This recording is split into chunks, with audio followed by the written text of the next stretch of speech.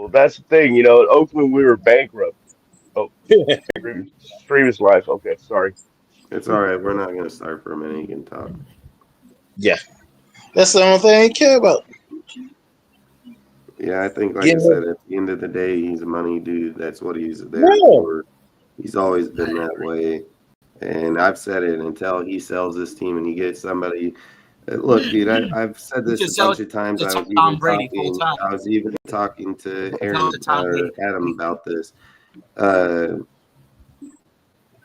when you have a guy, he's just money hungry, dude. It's all that he cares about is the money, and there's nothing wrong with that. Like people have different agendas, but I've said Jerry Jones might be crazy, but he tries to make trades. He tries to bring in players. He tries to go out and spend money. Like he does what it takes to bring in the big names to come to their team.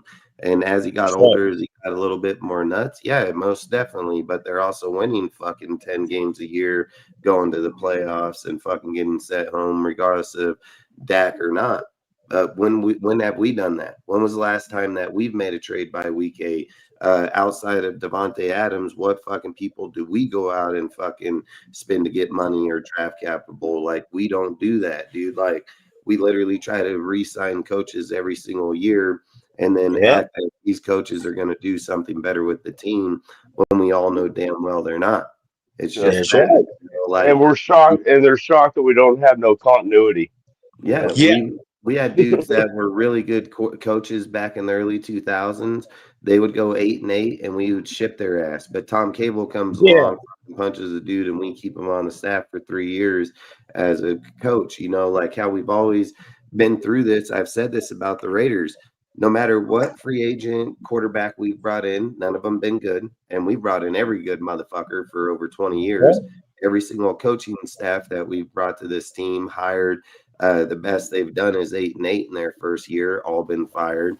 The only guy that's been here 2 times and changed this organization twice and rebuilt it by getting rid of all the fucking good players was John fucking Gruden. John Gruden came here. Khalil Mack and everybody on the team. They, Mack didn't want it. He wanted the big contract. They want him to show up. He didn't want to show up, so they traded him. And then at that point, Gruden broke down the whole fucking team defensively, offensively. He destroyed the whole team. That he rebuilt the motherfucker right back with the core back of our team that's been here for over 3 years, even after Gruden was shit on the second time. There's a guy that knows what it takes to win as a Raider, and there's other coaches that may have the capability of winning as a Raider or time, but none of them have been able to do it. So after year 1 or 2, they're all shipped right down the road. To me, I've said this, like, I don't think the Pete Carroll experiment's going to work. I said it before we hired him, dude. If there were plenty of teams that needed coaches and nobody went out and went after Pete, we were the only team that was seeking Pete.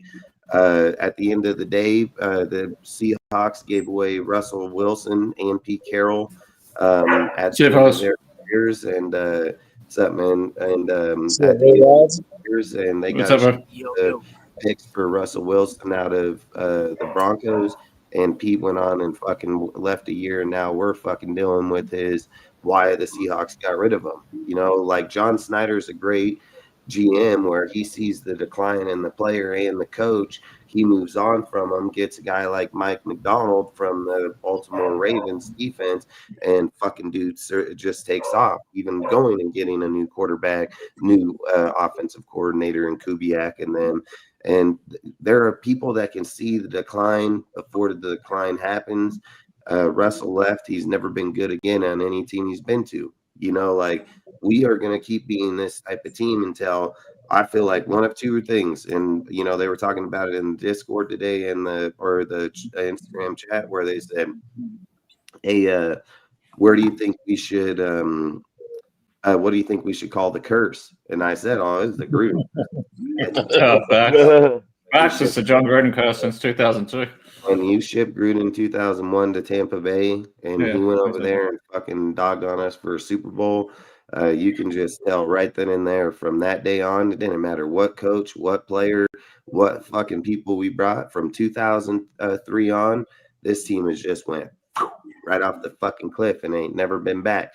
And the only time it's been back when people can sit and say Jack Del Rio, but Jack Del Rio fucked his own team in 1 year. 1 year he has a good record, but due to Reggie McKenzie's drafting, who he brought in those picks, and even like they were trying to shoot after Derek Carr in the first round. Reggie McKenzie talked Mark Davis because it was Mark Davis's pick. He talked Mark Davis in that the only team that was interested in Derek at the time was Arizona. So he said, we can get Khalil Mack and we'll get Derek Carr in that second round. So long story short, it was due to Reggie Kenzie drafting Gabe Jackson and all those dudes in that year to the Raiders. And then Jack Del Rio went on, had a good season, but the very next season as the head coach, which you got to take responsibility, he fucking let go. He fired Todd Musgrave. He didn't bring him back, which just had an MVP season with Derek Carr. And he goes with Todd Downey, the goddamn fucking quarterback coach that's like a dink-ass motherfucker, just horrible coach, dude, and we fucking chose him over him. John Gruden comes in, takes over the team. I feel, in my personal opinion, John Gruden's only downfall in that time is that he wouldn't fire fucking Paul Gunther, dude, and bring in a different defensive coordinator the following year. They should have just known, like, that was his friend, and this is my point. Friends hurt teams. When you have a friend and he's on your team, he hurts your fucking team. Pete is like Geno Smith. This ship to the bottom of the fucking ocean before he benches motherfucking Geno. I don't give a fuck if Geno throws 50 interceptions this year. He's not going to give a fuck, and he's the head coach. And is that psycho? Is that like just psycho, dude? Like the guy can't see the field. He don't go through the progressions. He has literally 2 progressions. He looks off for a dude running down deep, which is fucking Trey Tucker. And if Trey Tucker ain't there, he throws the Genty 7 yards behind the fucking line of scrimmage. It's like fucking work, dude. It's the same shit over and over, like I feel like if the Raiders are gonna finally make a change that's need to be needed, it needs to be blow the whole fucking team up, get rid of everybody, coaching, staff, everything, keep Spytech, and either go young coaches, as in college coaches, fucking college offensive head coach, and motherfucking defensive coordinator. I don't give a fuck. And make sure that when they come to the team, people know we're in a rebuild. It's going to take 5 years for these guys to get where they need. So when they come out in year 1, they're not expecting 10 fucking wins like Pete preaches at the podium about we're going to be 10 wins. This team was better secondary than the team that I had over in Seattle. Like, this guy just says all the wrong fucking things, man. And then when it doesn't happen, people like me are going to hold you accountable. It's not game 1, 2, 3, 4. We're in game 5. Your quarterback got 9 interceptions. He's yet to be benched.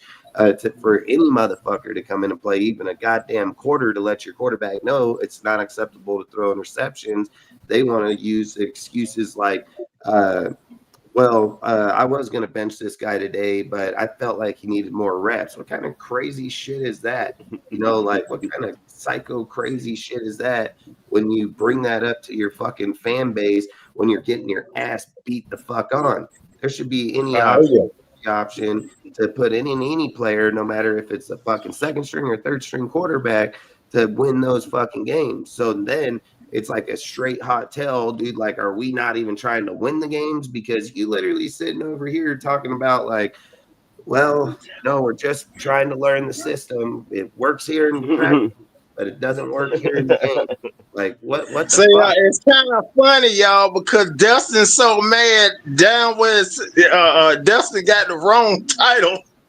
It said Raiders versus Bears recap. Dustin pissed today, boy. Yeah, I think at the end of the day, I think at the end of the day, if you don't hold accountability to a team, you'll never be a good fucking team. Yeah. If you don't know you're say go. Oh, I was just gonna say the way we fucking played today, it's like we're playing like fucking Sam Houston out of the American USA fucking conference in college. Like that's how shit we were playing today at all 3 fucking levels. They were playing like fucking Sam Houston. He's like 0-5 in college. Sam Houston. Damn. Yeah, you're right. Motherfuckers can't tackle on defense. The secondary gets fucking roasted and fucking handsy like we're playing college football. One on rapping, tackling as usual. The shit ain't gonna get it done.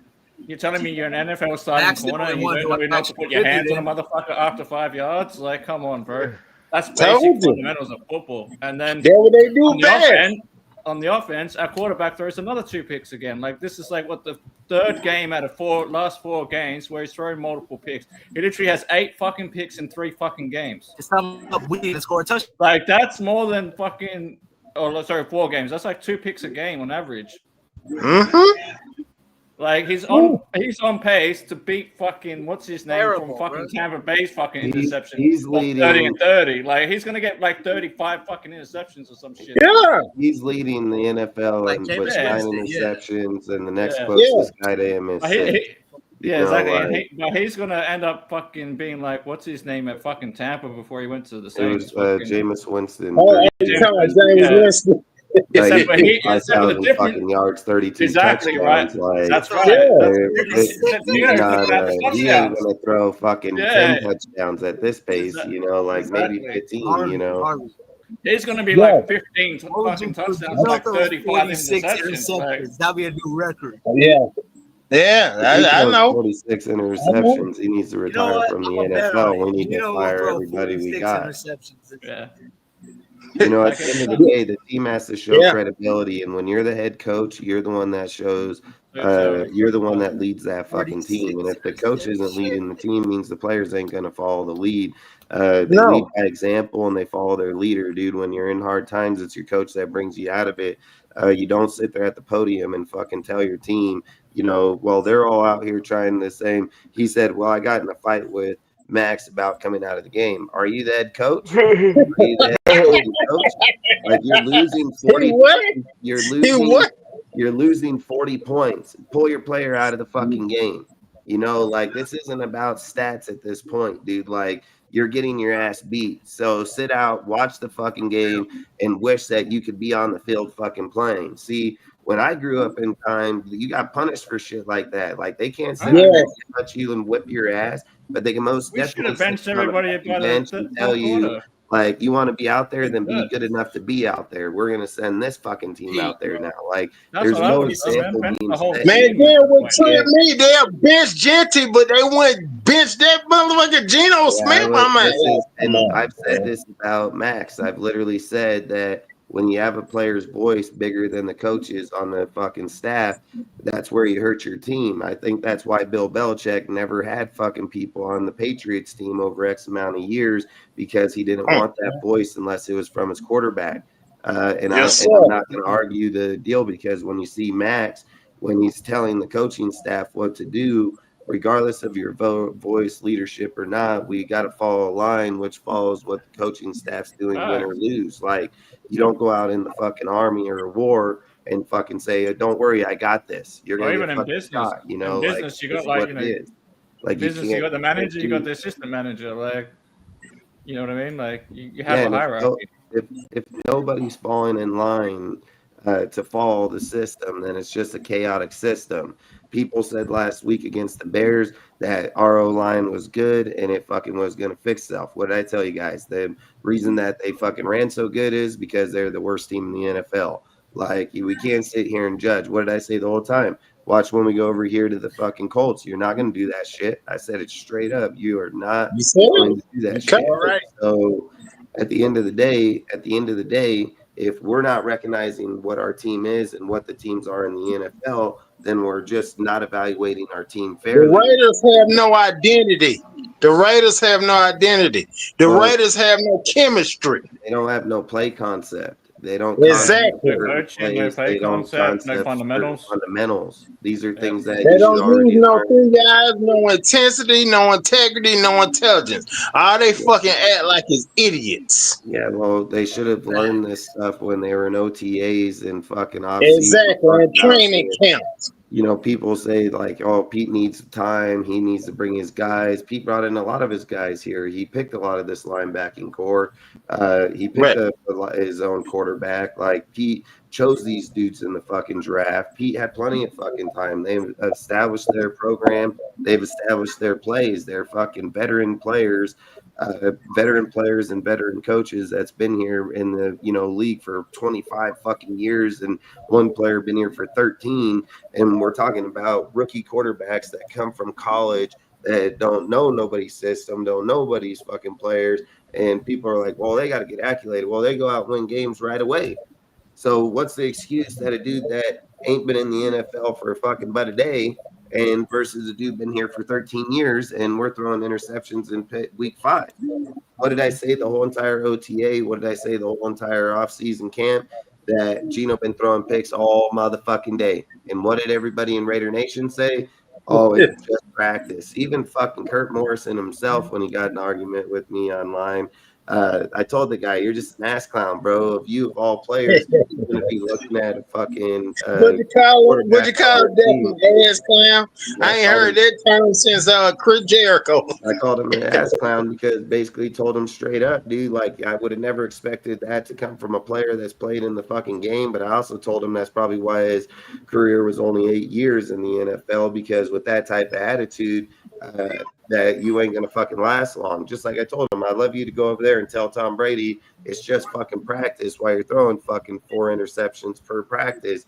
Like, I'm surprised that they even let Geno take the field, and I'm surprised that Geno's on the fucking field. 9 damn interceptions the whole season in 5 games. I was telling Dustin and Adam, the last damn Raider quarterback to throw 9 interceptions in 5 games was Jim Plunkett in 1982. I'm like, y'all paid all this money to Geno Smith to throw damn interception? He a turnover machine, man. They should have never bought to the Raiders. I said that shit on a post like the week before this game. That he's a turnover machine. That's what he is. Yeah. He's worse than fucking Jimmy G or fucking Minshew at this point. Yeah, man. Shit. I didn't think he was going to get any worse than AP and Gardner Minshew, but fuck, bro. Good God, man. I'm like, man. No, the Raiders are like, here, hold. Like, you think it's not going to get worse than AP and fucking Gardner Minshew, and then the Raiders are like, here, hold my beer. Yeah, I mean, it's like Geno Smith. I mean, it's like Pete Carroll acting like Smokey Robinson with Geno Smith. You really got a hold on me. You know what I'm saying? He won't bench him with nothing, no matter how bad he do. It's a shame. You don't bench him. I think you don't bench him for a few reasons. If you're asking me, I mean, Kenny Pickett's a 15-10 quarterback. He wins plenty of games. He knows how to win. And if the defense, where people said for a while now that they're not playing bad, but I've said bullshit the whole time. I've said the defense most definitely getting worked on. The linebackers, secondary's been trashed the whole time. Literally said the only part of that defense been good is the front 4. Literally said that the offense has just been fucking obliterated because of Geno's. He doesn't go through his progressions. He fucking looks off one, goes to another, throws into double, triple coverage. This motherfucker don't care if he sees 3 dudes on a fucking guy. He's going to throw the ball to him at some point in the fucking game. I don't care. It's not. Not just that. He over and underthrows him. Planned for him. That's what he do best. He like throwing in coverage for some reason. I'm like, man. And then he also likes throwing at people's fucking toes. Exactly. What I'm saying, well, he misleads when he goes into lead passes, when he's leading a guy in a cross. It's the worst for him. He always throws out in front of him where the dude's got to dive to try to catch the fucking play. Trey Tucker's like full Supermaning it through the air, barely gets his fingertips on it. I've said the Raiders are very good scripted. The Raiders are a very good scripted first possession team. They work really good in first. Exactly. So they do have a very good game plan on the first one. But anything after that, it just goes to shit in the handbasket. Exactly. And I think a lot of that. They probably keep the same game plan going. And the defense, dude, the defense is shit. I don't give a fuck what anybody thinks about Patrick Graham. The defense shit. Motherfuckers can't stop the run, can't stop the pass, dude. Fucking the only defense is the front 4 on that motherfucking line. It's the only. And that's probably Rob Lennon. I'd say that's probably Rob Lennon. Why the front 4 is good is probably Rob Lennon. I mean, this team is, dude, ever since we've picked up fucking Patrick Graham, he's gone through Josh McDaniels, he's gone through fucking AP, he's gone through Pete. What's the one thing been in common through all 3 of those fucking tenders? Can't stop the fucking run.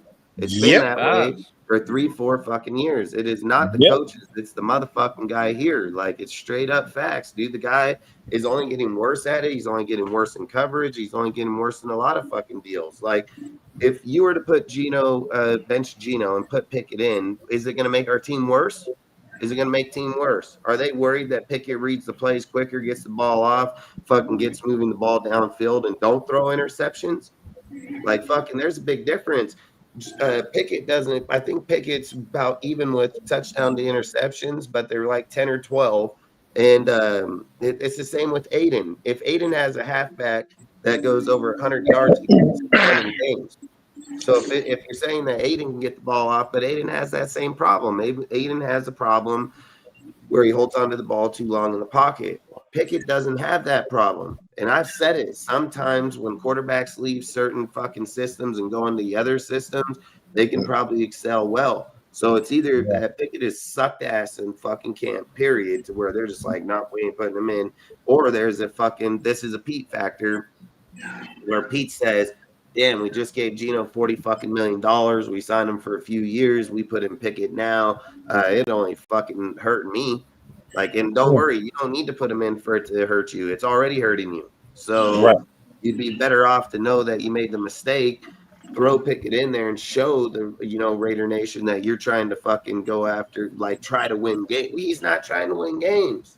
There's no fucking point in this thing that you can go to the podium and say, fuck, we tried, we're trying to deal. Listen, Gruden has been on the fucking podium and admitted that he's been wrong, admitted that they need to change shit, and have fucking changed shit. Pete has yet to take responsibility in any press conference he's done yet. He literally tries to defer the conversation, or he don't answer the question. And then when he does answer it, he answers it sarcastically, like fucking Geno is a guy walking on water, dude. Like, literally, like, he does not feel Geno is at fault here at all. Did you hear him in the presser? He literally said, well, one guy jumped up and batted the ball down. We don't look at that one as an interception. Okay. It don't count. Max get yelled at by John Gruden in camp when he was batting the ball down and deal. He said, I'll trade your motherfucking ass. You bat down another fucking ball when Derek Carr and them were trying to practice the offense. Yes, you prepare for motherfuckers to bat down the ball. So if you're fucking looking at your quarterback and your quarterback ain't reading that this big old 97 motherfucker coming up in your face and you're like, fuck it, throw the ball anyways, like, that's on the quarterback.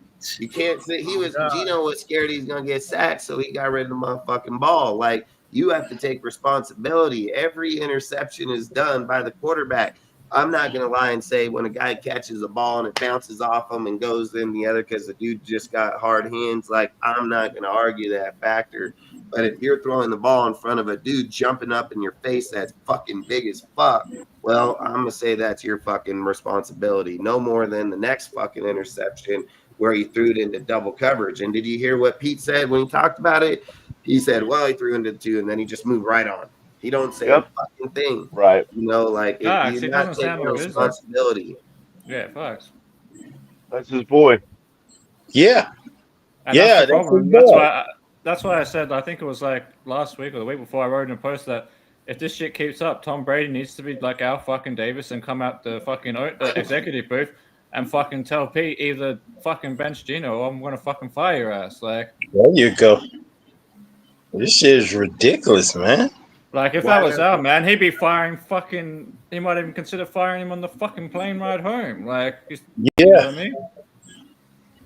Was Mark at the game? Did anybody see Mark in the box? No, I never saw him. So Mark even knows himself, dude. Like, we're fucking going down. At least he would be at the game with AP and them, almost at everyone. Yeah, so all I'm saying is like they probably know they fucked up and they fucked up big time because. For Pete to sit there and say, like, hey, we're here for fucking trying to build on this. That's not what you said when you took the job. You didn't say that you were here to fucking rebuild the fucking team. You never said it one fucking time. You said, we're not here to rebuild. We're here to get 10 fucking wins. This team is better than this. You know, he talked this whole deal. Like, listen, we're not rebuilding this team with Pete Carroll at the helm.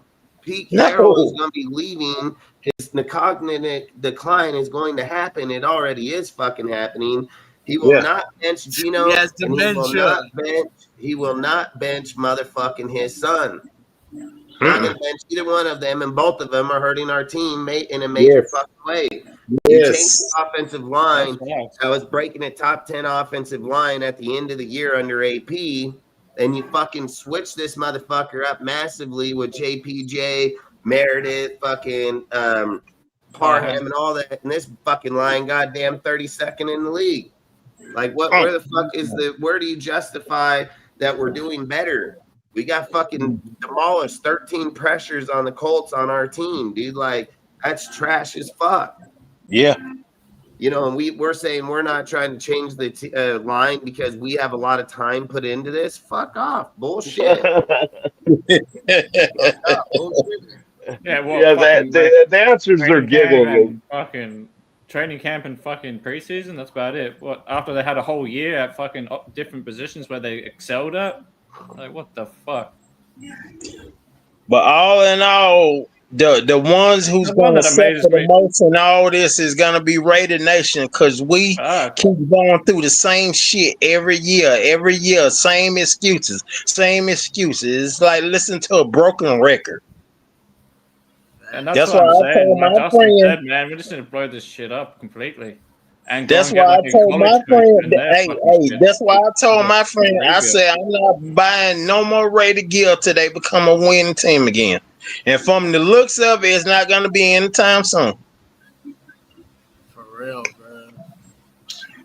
Because like Dustin said, man, if we can't get Gruden, because Gruden would be my number one pick, but he's gone to Penn State from what I hear. So yeah, I heard that. Yeah, Rudy told me that. Yeah, I heard that. I didn't believe it for 1 minute though. I was just listening. I don't know if it's true. I hope not. I hope not going to Penn State. I hope not, bro. I didn't believe it. I said, no, they ain't. John Gruden gets a head coaching job in the NFL. He ain't going to college. He said that he would love to play in the SEC.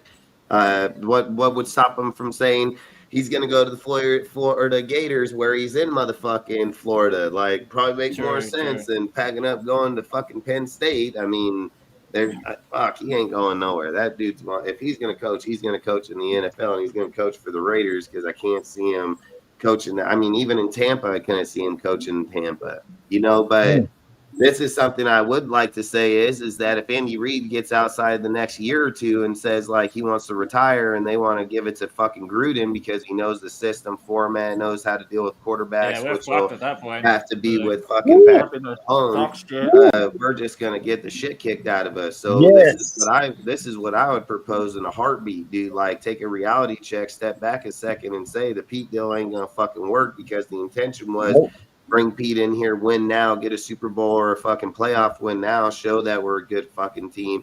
And that shit went right out the fucking window. So you got to take a reality check real fucking quick and say, okay, look, man, we're nowhere close to being as good as we were. Not AP, not even Pete Carroll. And Pete Carroll's going to probably end up with a worser record than AP. How the fuck is that when AP just took the same team a year ago and still won 4 wins, dude? And not to mention, we just got Ashton Jensen, man. Gardner, same fucking line, same everything, dude. Yeah, absolutely right. We're over here fucking blaming the fucking running back last year. We had fucking Zamir White and whoever the fuck else last year. And Luke Getsy and Zamir White look fucking better, and fucking Chip Kelly's popping off this year. I know, that's what I mean. Like, how the fuck do you go and get like one of the best running backs coming out of college in fucking ages, and our run game's worse than it was under AP? Like, that's just it's horrible. You held an offensive line for the guy, and you drafted him knowing that he's going to need it. Yeah. A lot of the things here don't make no fucking sense whatsoever. No. Play calling's like playing in college. He sends fucking 5 out, fucking 2 down the sideline, 1 across, dude. That's what college ball does, dude. Like, they always are stretching the outside. Like, Chip is horrible play caller. Like, it's just straight fucking facts. I mean, at the end of the day, if you want a run game to get going, you got to fucking force the run. You got to run the ball. There's some games that dudes will run 30 fucking some odd fucking times right down a motherfucker's neck, and because they want to force the run. We have never tried to force the run. Do you think this game would have got out of hand like it did with 40 fucking points if we didn't try to throw every fucking down? If you just let Genty try to run the ball fucking every time, go for it every now and again on a 4th down, then fucking push your deal. Why in the fuck? This is the thing I've never understood about football. If you're down in the 10-yard line and you're fucking on a 4th down, why don't you just go for it? Like, you have nothing to fucking lose. You can't get a better punt, and 3 points shouldn't matter if your defense is as good as you're saying. The other team got to go 90 fucking yards, the whole distance of the motherfucking field, and you two afraid to fucking push the or the end zone at the fucking on the 10-yard line, dude. Like, you got to have fucking guts. If you want tempo, show that you're the better fucking team, that's what you have to do. What did the Colts do when their kicker went down today? Went for 2 every fucking time. Got it damn near every fucking time. You know, like, fuck, at a certain point, you just got to say fuck it and go do it. If you're trying to change tempo, you're trying to be the better fucking team. Sometimes teams play better on 4th down than they do 3rd down. But you're never going to fucking know it if you don't do it. And then you don't really want to try to push it when you're in the fucking red zone. When you're already getting your ass beat, you're already getting your ass beat. And the other thing I would say in that situation, if you're worried about, like, you know, our run blocking or whatever, fucking just do a short out to the fucking tight end. I mean, we have we might not have Mayer and shit, but we've got Ian Thomas who's a solid fucking tight end. Like, fucking hell, man. What were you going to say, Mike? Well, what I was going to say, though, too, though, is we had the ball first to goal at the 3-yard line, and then first to goal, 3-yard line, and we go to throw a pass. That's how we get back. You know, I mean, that's where you want to use your running backs. You want to impose your will on the other team. That's the same thing I said today. Right. I mean, if you really want to put some bulk in there, just put Zeus at fullback, get him to push the line forward, and get Genty to run behind him. Dustin been saying that so many times. They need to put Zamir White in as the fullback. They still haven't done it. I mean, there was one point where they had 2 running backs out there with Genty and whoever, and then they could have put fucking Samir on that kind of a fucking play, and then had just Samir block. Man, it's like the fans come up with better ideas than the damn coaching staff. Ain't that a bitch? Use fucking Samir like they used Jacob Johnson under the Josh McDaniels regime. Yeah, man. You have anything you want to add, Mike, or what? Not right now. No, I'm cool. Adam, you have anything you want to add? Man, all I'm saying is, like, inconsistency, bro.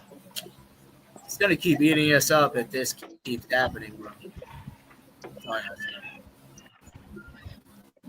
Yeah, I think it's already eating us up. I think it's already eating our souls out of our own body, dude. In 5 weeks, I literally told people 2-3 weeks ago that the season was already going to be over, and people were like, "How can you just say that about the team?" I've said this every single year. I don't need to watch 17 games. I'm not here to watch 17 games of our team losing. I'm here to try to figure out the fastest way to fix our game, our team, before the 17 games are up, because we only get a certain amount of time every year for our team to be able to get better. After that, we go off for 8 fucking months, dude. So anything and everything's possible. But if you start to make change now, you have 30 some odd fucking million, you got draft capital, you can fucking trade for motherfuckers, man. Like, if you truly felt like Geno is the fucking cause and the problem, as much as I would hate to say it, but just to say it as an example, you can go trade for a Shador or somebody and fucking bring them in here and try to see if another rookie young kid can take off this year and fucking get some wins. You know, like,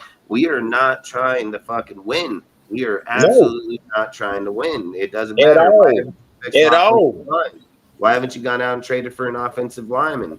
Like, if you know that's where the fucking problem is, you can't sit here and say, "Oh, get Brendan Carroll until week fucking 17 to get that line going, and we'll work on it next year." Bull fucking shit. Bullshit. If you have the same problem by week 5, you probably shouldn't be doing that fucking job. Like, if you're just asking me, like, their job is to be perfect.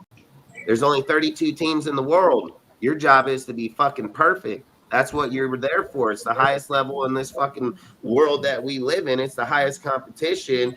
There isn't fucking excuses for fucking getting into week 5 and your line still playing like shit. And there has been 0 rotation, 0 fucking move around. They haven't tried to swap nobody, haven't tried to move nobody. Carmen Pasilla would move fucking the low line fucking 10 times by the time we were in week fucking 5. He would have been players, 5th and 6th at down linemen. Carmen Pasilla would move motherfuckers to figure out a way to fucking find a good competition to fucking play. They will not move nobody. Pete No. Carroll is Hey, so set. I need to step out right now. Sorry about that. Thanks for letting me on your show, but I need to step out right now. All right, man.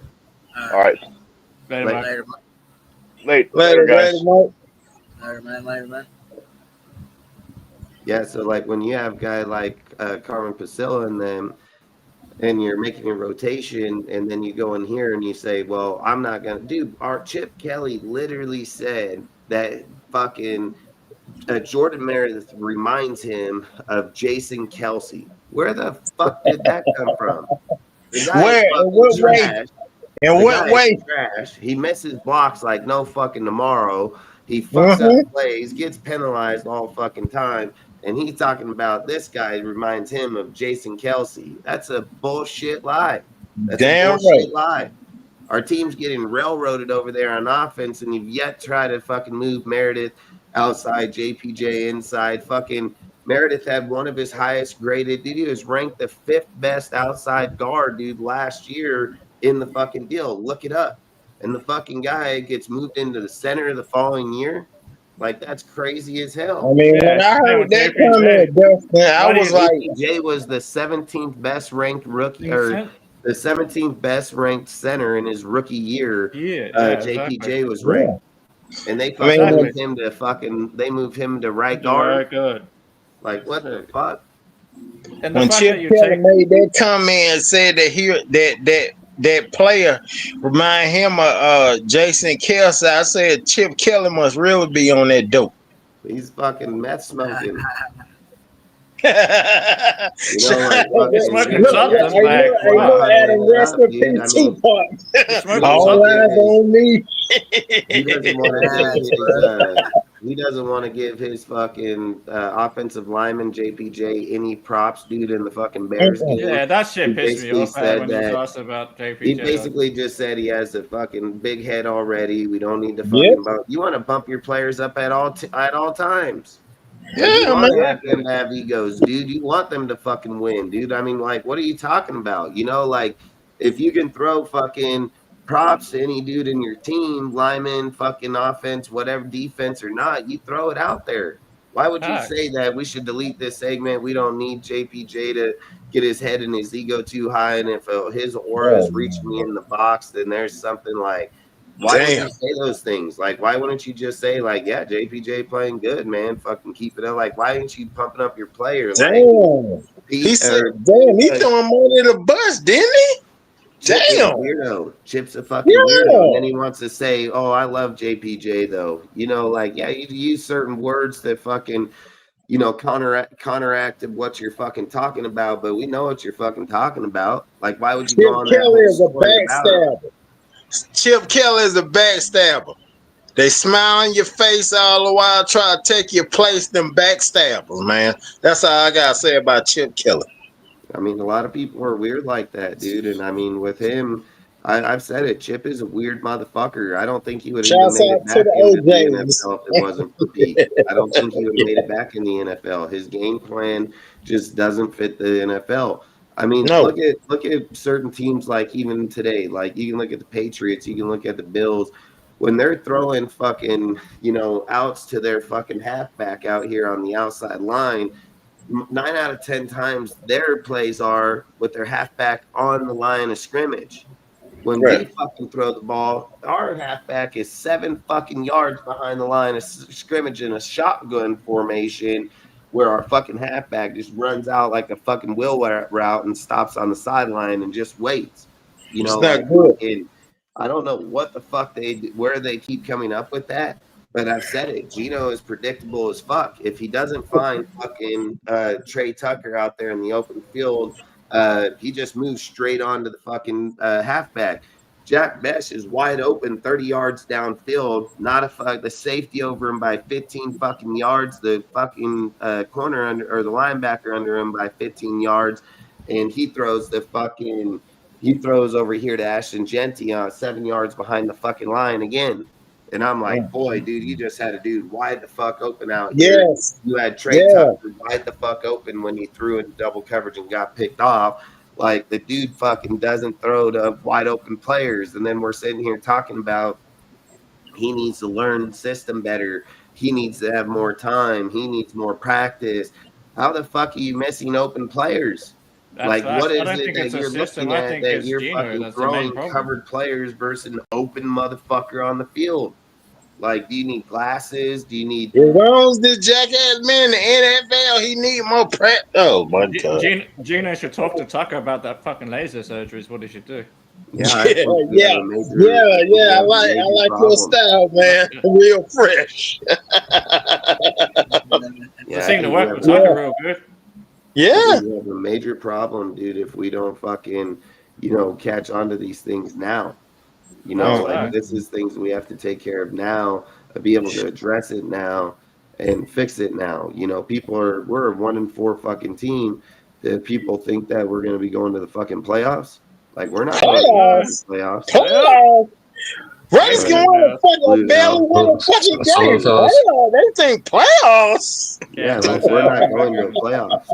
It's not So, even it's not even a debate at this point in time. Please. salute, fellas. Just want to say, What's up, Al Goats?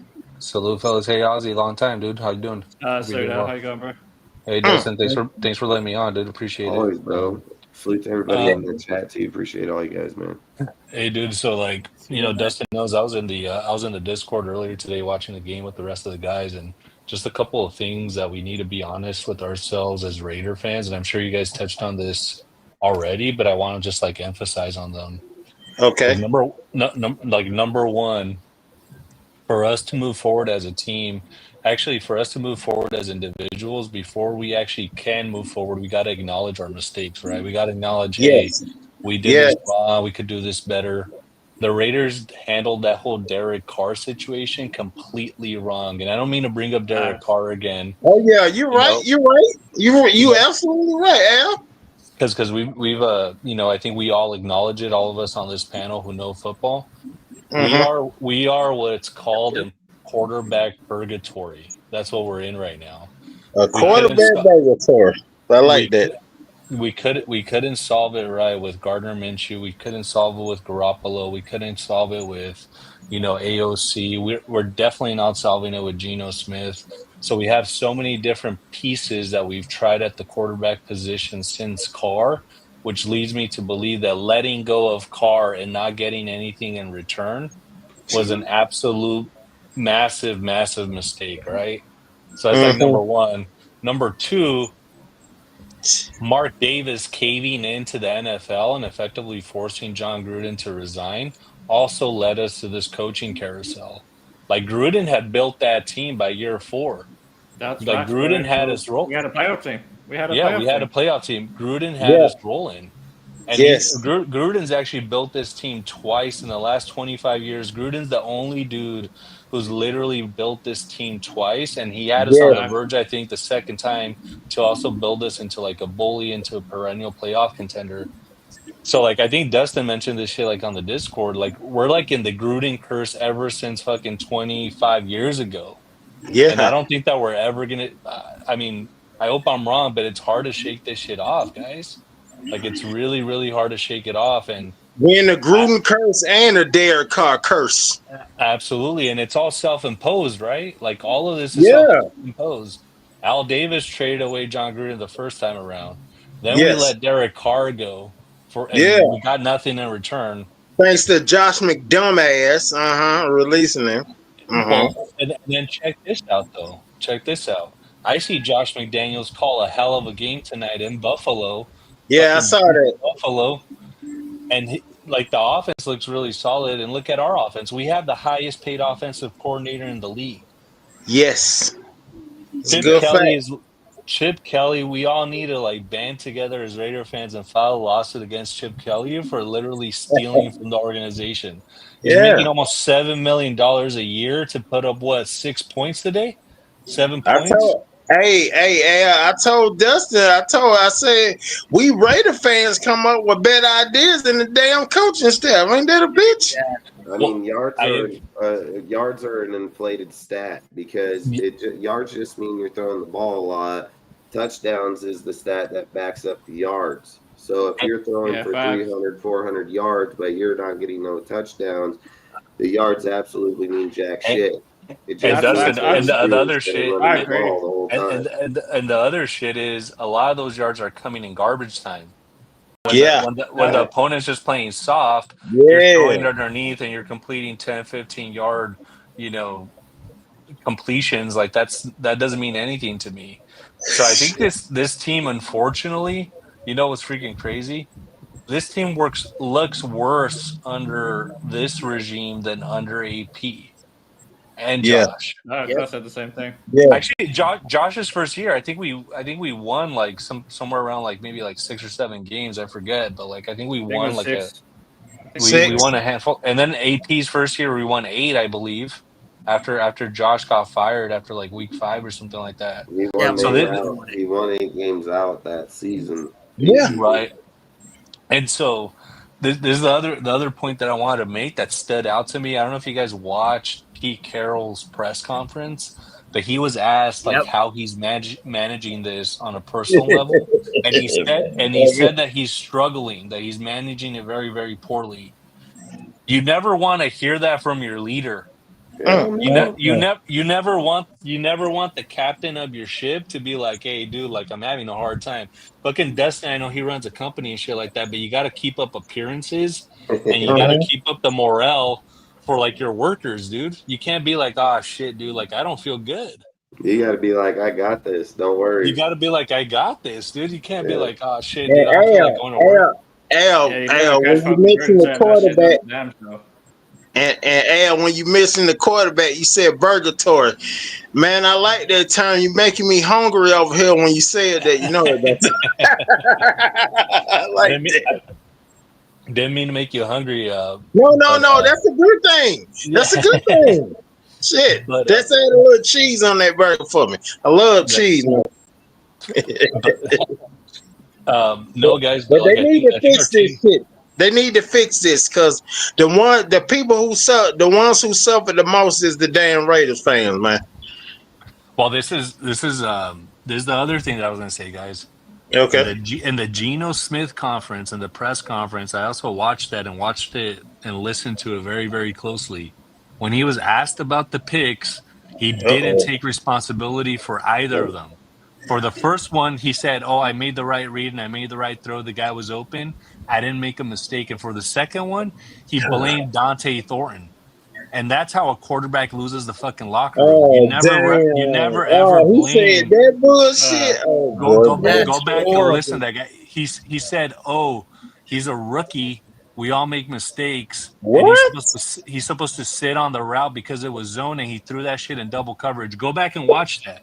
Yeah, and That stood out to then me. just a few minutes later, This motherfucker threw the he ball in said, double I'm not coverage. trying to, he said, like, I'm not trying to go after the guy. He said, I'm learning too at the same thing, but he should Yeah, have he tried never to clean brought it up. up. He Yeah, tried to he clean it should have up. never said that about Thornton to begin with, because now you're just causing controversy. Now you're going to have your receivers saying, well, fuck this guy. This guy who's Yeah. fucking trying to throw me under the bus. Fuck him. Like, So now check this shit out. Check this shit out. So we have a head coach who said that he's managing this thing poorly, right? So we have the captain of the ship saying, "I don't know how to manage this," and then you have the quarterback blaming other players and not taking responsibility.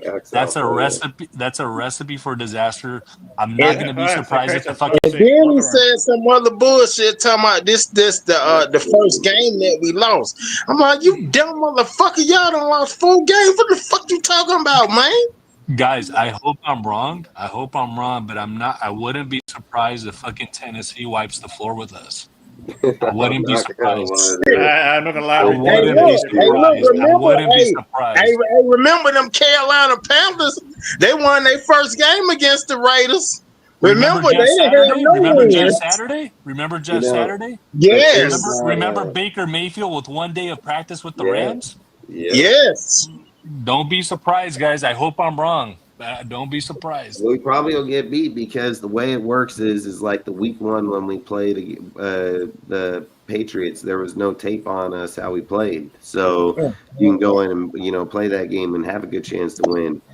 Ever since the NFL's had tape on us, they've just beat the shit out of us. Like it's not even close, dude. I mean, we're not even competing. So At that point, people are talking about, well, we're practicing good, we're practicing well, but it's not even transpiring.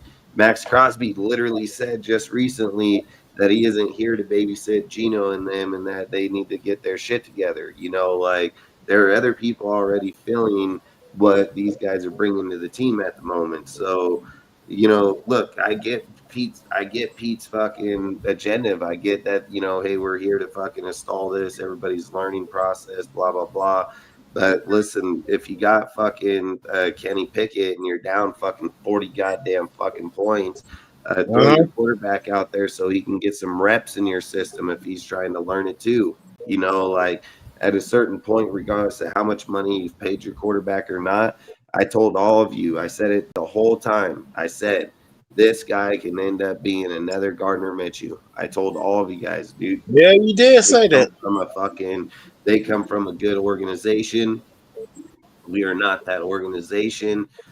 We have not ever been that fucking organization unless John Gruden has been the motherfucking coach, dude. It's just straight facts, dude. Like, listen, you have to do one of two things at this point in time with our team. Pete is not going to get it done. I don't give a fuck. He has no motivation, dude. He even looked like he was defeated, dude. Like, you can't sit He here looked and fucking think, shook, Dustin. He yeah. looked fucking shook, dude. He And when looked you're fucking shook. To quote Hall and Oates, Pete Carroll is out of touch, out of time. sometimes it just catches He's got up to you. dementia. Yeah, he does for sure. Yeah, mixed with Alzheimer's. That's a gruesome Someone- truth.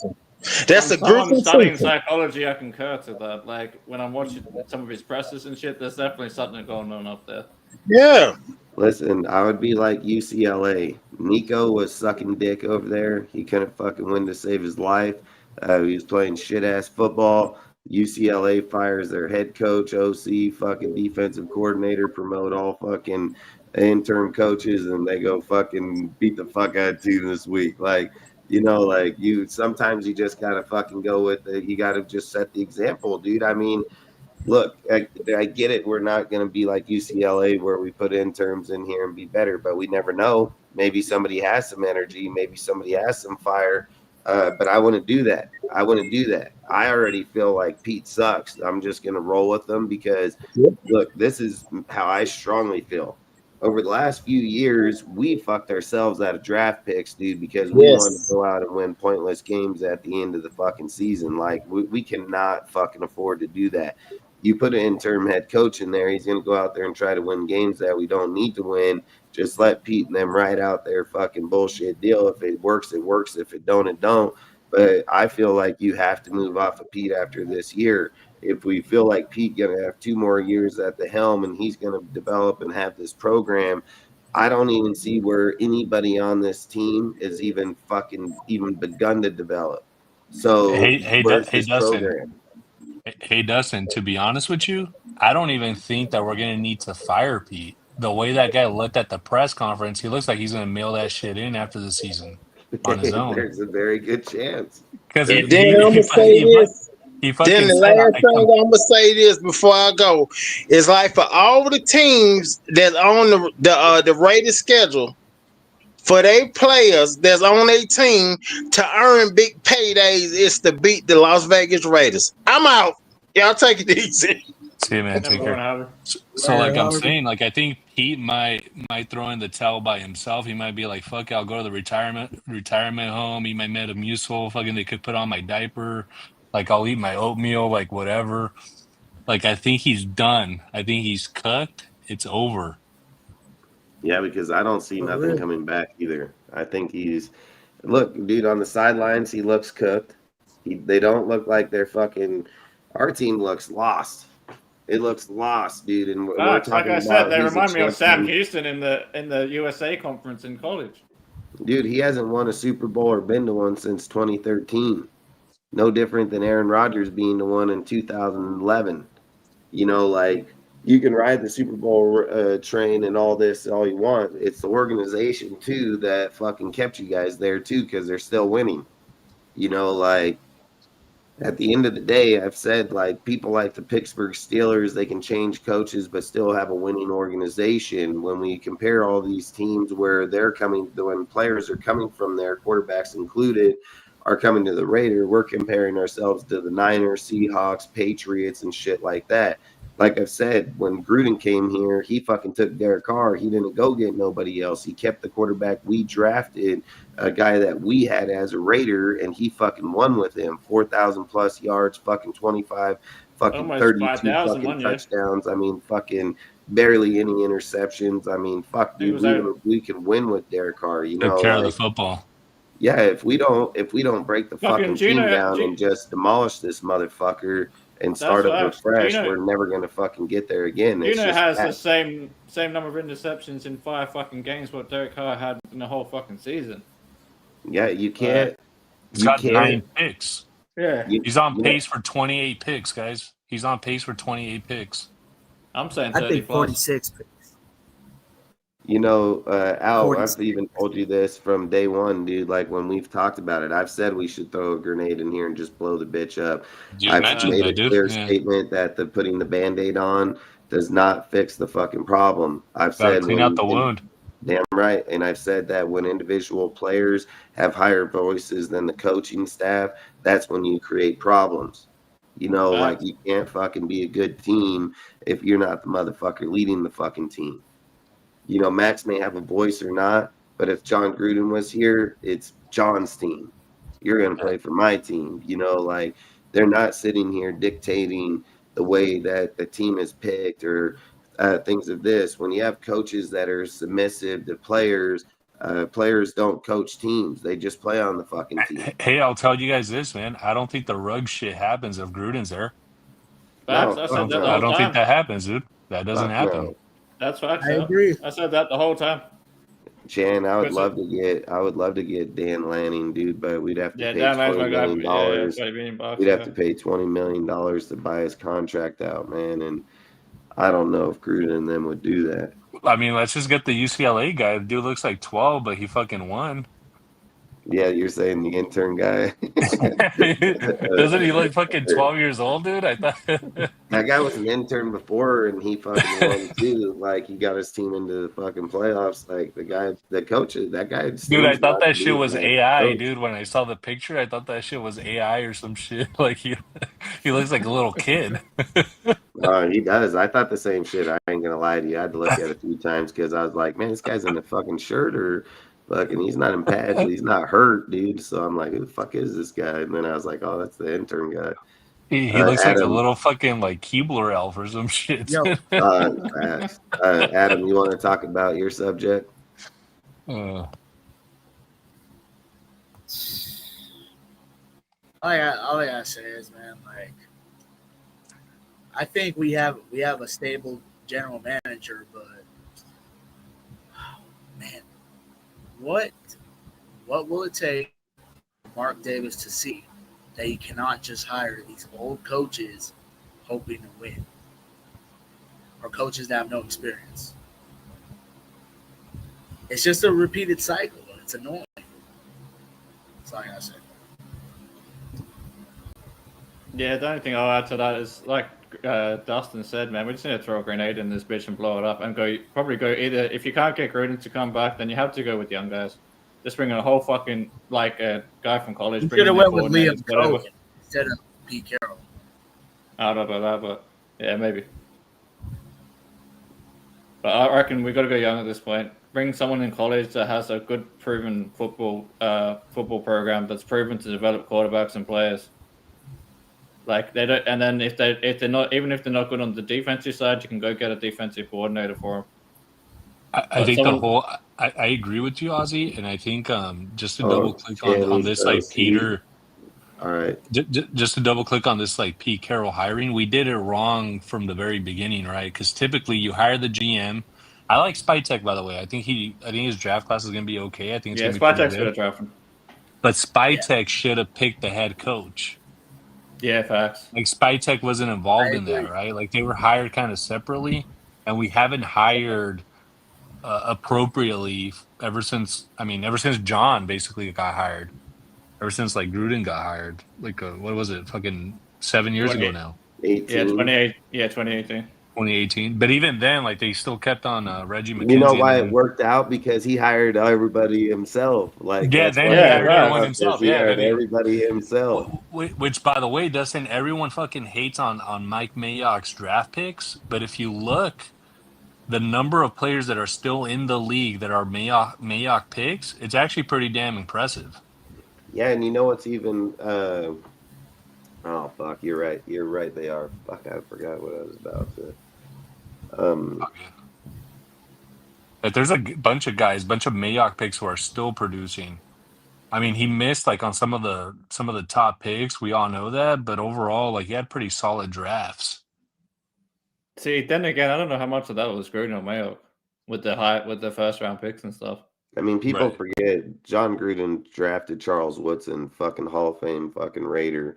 He's drafted Aqib Talib, dude. He's drafted numerous good fucking players. Max Crosby, Malcolm Josh Kuhn, Jacobs. fucking brought Josh Jacobs. Renfro in here, dude. I mean, fucking they've drafted plenty of good players. Nobody hits on all their picks. Not any team, not any fucking organization. Nobody. The core of our team for the last 3 years, even after Gruden is gone, has been their picks. Like they've been some of he the hit best on picks Ruggs. by a He fucking mile. hit on Ruggs, by the way. Damn He right hit he on did. Ruggs. Yeah, He was going to he was explode that He hit game. on Josh Jacobs. He hit on all kind of fucking people.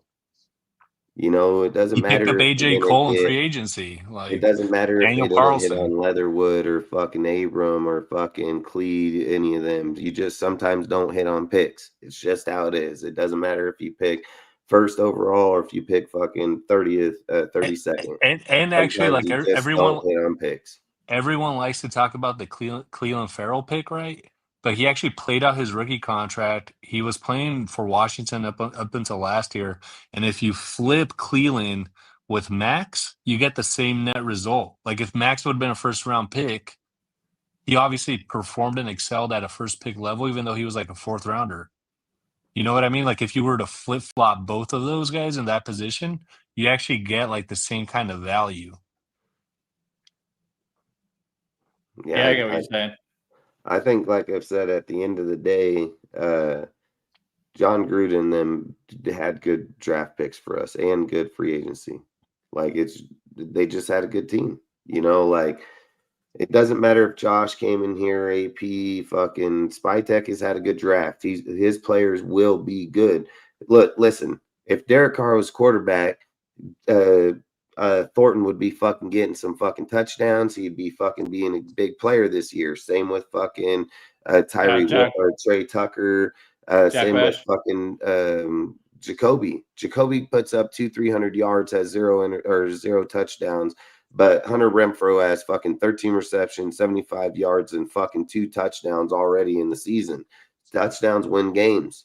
That's how come Panthers are able to go and win games that they're not supposed to, because they can get fucking touchdowns. When your number one wide receiver is putting up 300 fucking yards and is yet to put up a fucking touchdown on what, fucking 20 receptions, 30 receptions, you got to weigh the option. Every 5 receptions that Hunter Renfro gets the ball thrown to him, he's scoring a fucking touchdown.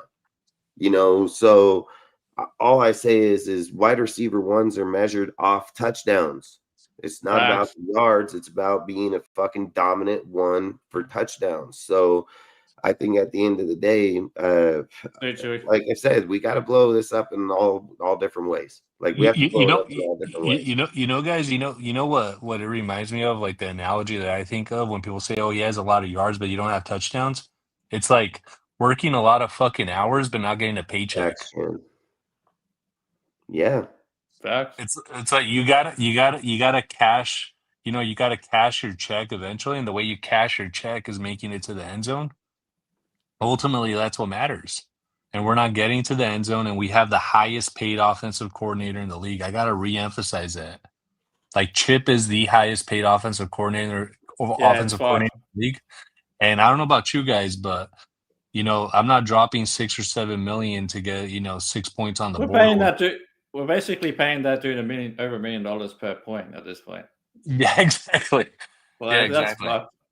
And the other thing, this whole coaching staff is trash, by the way. You know, when you have like a shitty team, when special teams looks really bad. I wouldn't say all the coaches, but I say majority. Like, there's only a few coaches I wouldn't mind keeping, like Rob Lennon, for example. Yeah, but that was our Tom coach McMahon needs to already. go, That's man. not their coach. That's our Yeah, coach. Yeah. yeah, Tom McMahon needs to go. Like fucking. yeah. Tommy He Mann should can have go. never been Big allowed on the Patrick Graham plane. can go. Yeah, he He should should have never been been allowed allowed on. on the plane. Yeah, facts. Should have pulled Al Davis and just fired that fucker on. So he look, should anyway. John Gruden. projector John, style.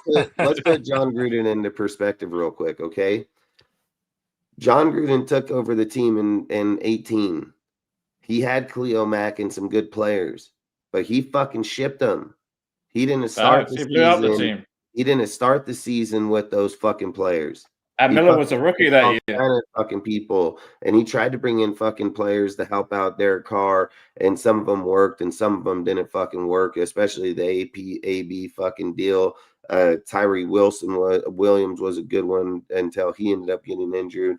I mean, they most definitely tried. They brought in Henry Ruggs, dude. They brought in numerous fucking people down the board that produced at a good level underneath John Gruden.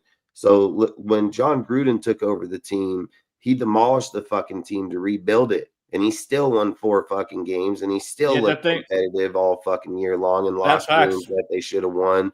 But Pete Carroll didn't have to give up his star players.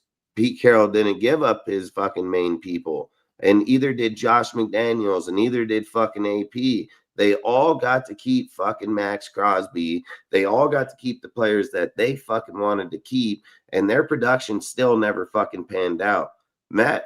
John Gruden knows how to win as a fucking Raider, rebuilding it or not. Like, it doesn't matter if somebody doesn't like that he went 4-12 in the first season, and then over the next 3 years he's only gotten better, 7-9, and fucking. Do you think Rich Bisaccia took us to the fucking playoffs? Fuck no, he did not. It was fucking John Gruden's fucking team, his system. Derek Carr knew the offense better than fucking no, Greg Olsen fucking took over the fucking offense, dude. Like, Derek Carr knows the team better than them. And guys, don't be surprised if fucking Gruden and Carr join forces at some other team, because I don't think Carr's done for good. They may actually join forces. You know, Carr would need to have the rotator cuff surgery. If Derek Carr is going to come back as a quarterback, he has to have the surgery. Like, if he don't have that surgery, he throwing the ball, his arm's gonna fucking hurt, especially when you're playing 17 games. So if Derek Carr goes and gets the surgery, then I would say, yeah, he's coming back to the NFL. But Derek Carr ain't getting the surgery, so there's a lot of things that say that maybe he's done playing football because he's not planning on throwing the ball. Hey Dustin, read Raider Man 81's comment. You got Gruden beer goggles on. He was a mediocre coach the second time he had him. I mean, everybody has their opinions. I mean, I don't go by people's opinions, and I don't go by biasness. I go by the fucking stats and where the team was and how it was built. I go by the history and the stat lines that were there to prove otherwise. Like, the year John Gruden got fucking backstabbed by fucking Mark Davis and fucking Goodell, they were gonna fucking go to the playoffs and win. We'd be in the playoffs right now every year if fucking John Gruden was here. Could you imagine Al caving in like that, dude? Could you imagine Al caving in? Fuck no. But the other thing I'll add to what Dustin was saying, to put it in perspective, is in the rebuild year in 2018, John Gruden was at like 18.1 points per game, even with a fucking blown up team and like a rookie fucking left tackle and all that, and Miller. He was already at 8.1 when he left. When he left, yeah, I was going to get to that. Then in 2019, when we got Jacobs and all that, it went from 18.1 or something up to like 19 something per game. And then in year 3, when the team finally took off, when we got Ruggs, which was 2020, then it went up to 27 points per game. So yeah, if John Gruden was an offensive fucking genius. Yeah, exactly. He's an offensive genius. Like you said, the only fuck up he did is he held on to Paul Gunther for too long. Paul Gunther was the downfall of this team. It had nothing to do with our even when we put up fucking 20, I think it was like 27 points a game, the defense gave up 35 or some shit. Yeah. If you look up the defensive points per game, They were averaging fucking 28, 29 per game.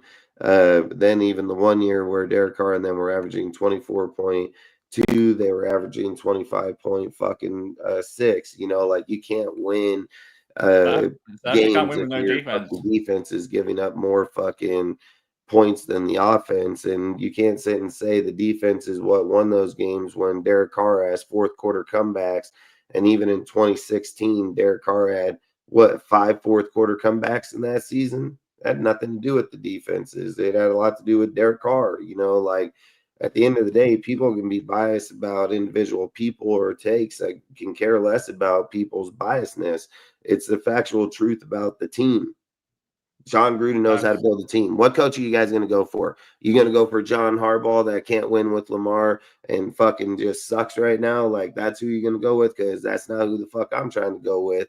Like, what coach are you going to go fucking hire right now that will be a fucking, you know, fiery, and then we're going to try to bring him here? There's no fucking coaches out there.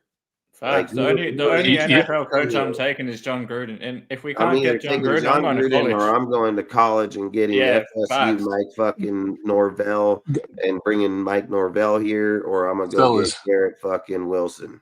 Fellas, you know what's crazy is over the past couple years when we've gone through these coaching carousels, we've all mentioned guys as potential candidates, right? The guys that we've mentioned have been Jim Harbaugh, Sean Payton, John Gruden, all guys who have actually won and have won recently. And now you take Jim Harbaugh, for example. He's with the Chargers. Dude's killing it there. I know they lost today, but he's doing well there.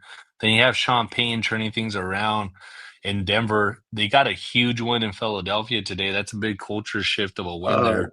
I mean, we're like way in the basement in the division. So first you got division, we're right? in the bottom of the basement. That's why I'm in the black room right now, because I feel like the Raiders team is sucking me into the fucking abyss. That's where we are right now. So we might go back-to-back seasons where we get wiped out in the division, where we get swept in the division.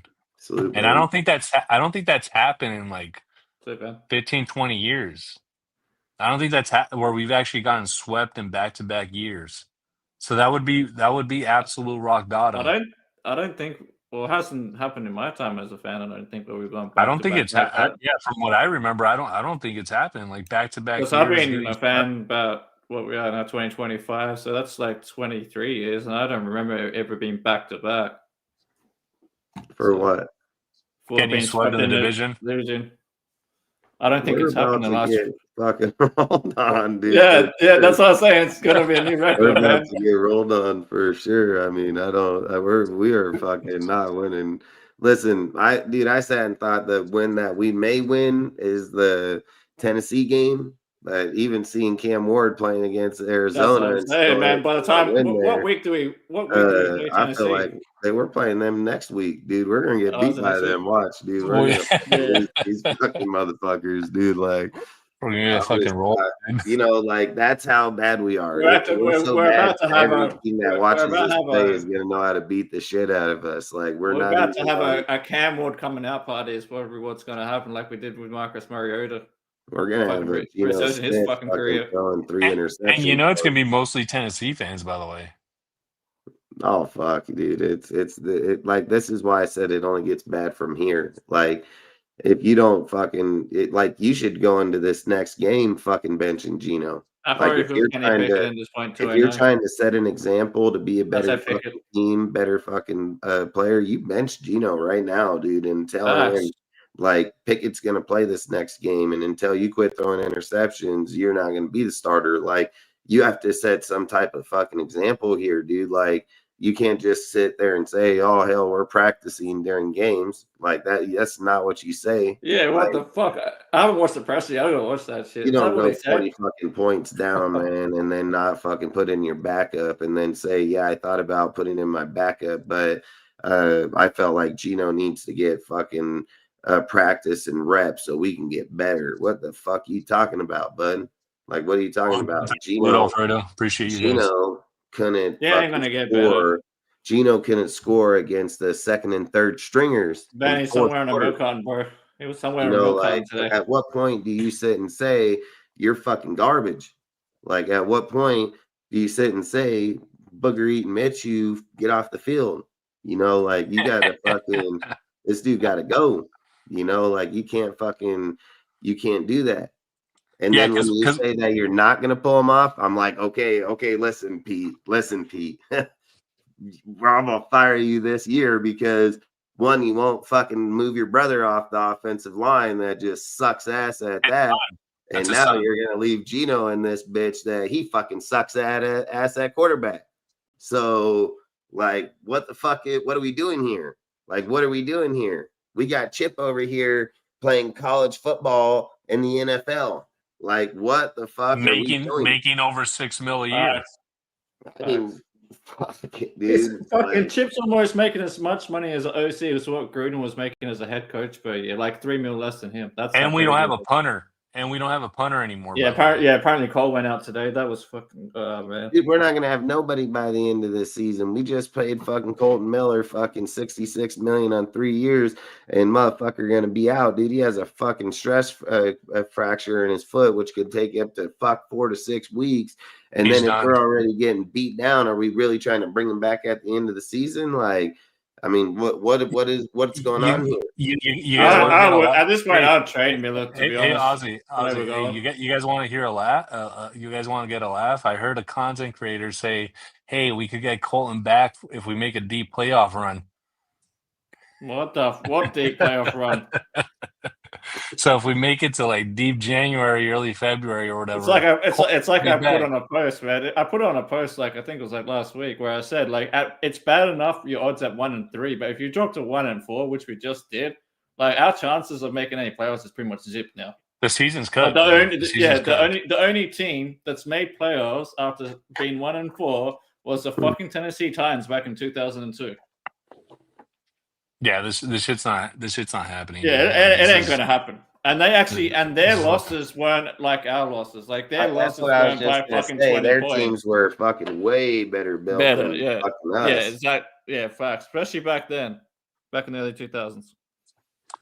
And I was just also gonna say, given the state of the team, you just sit Brock and let him get healthy, dude.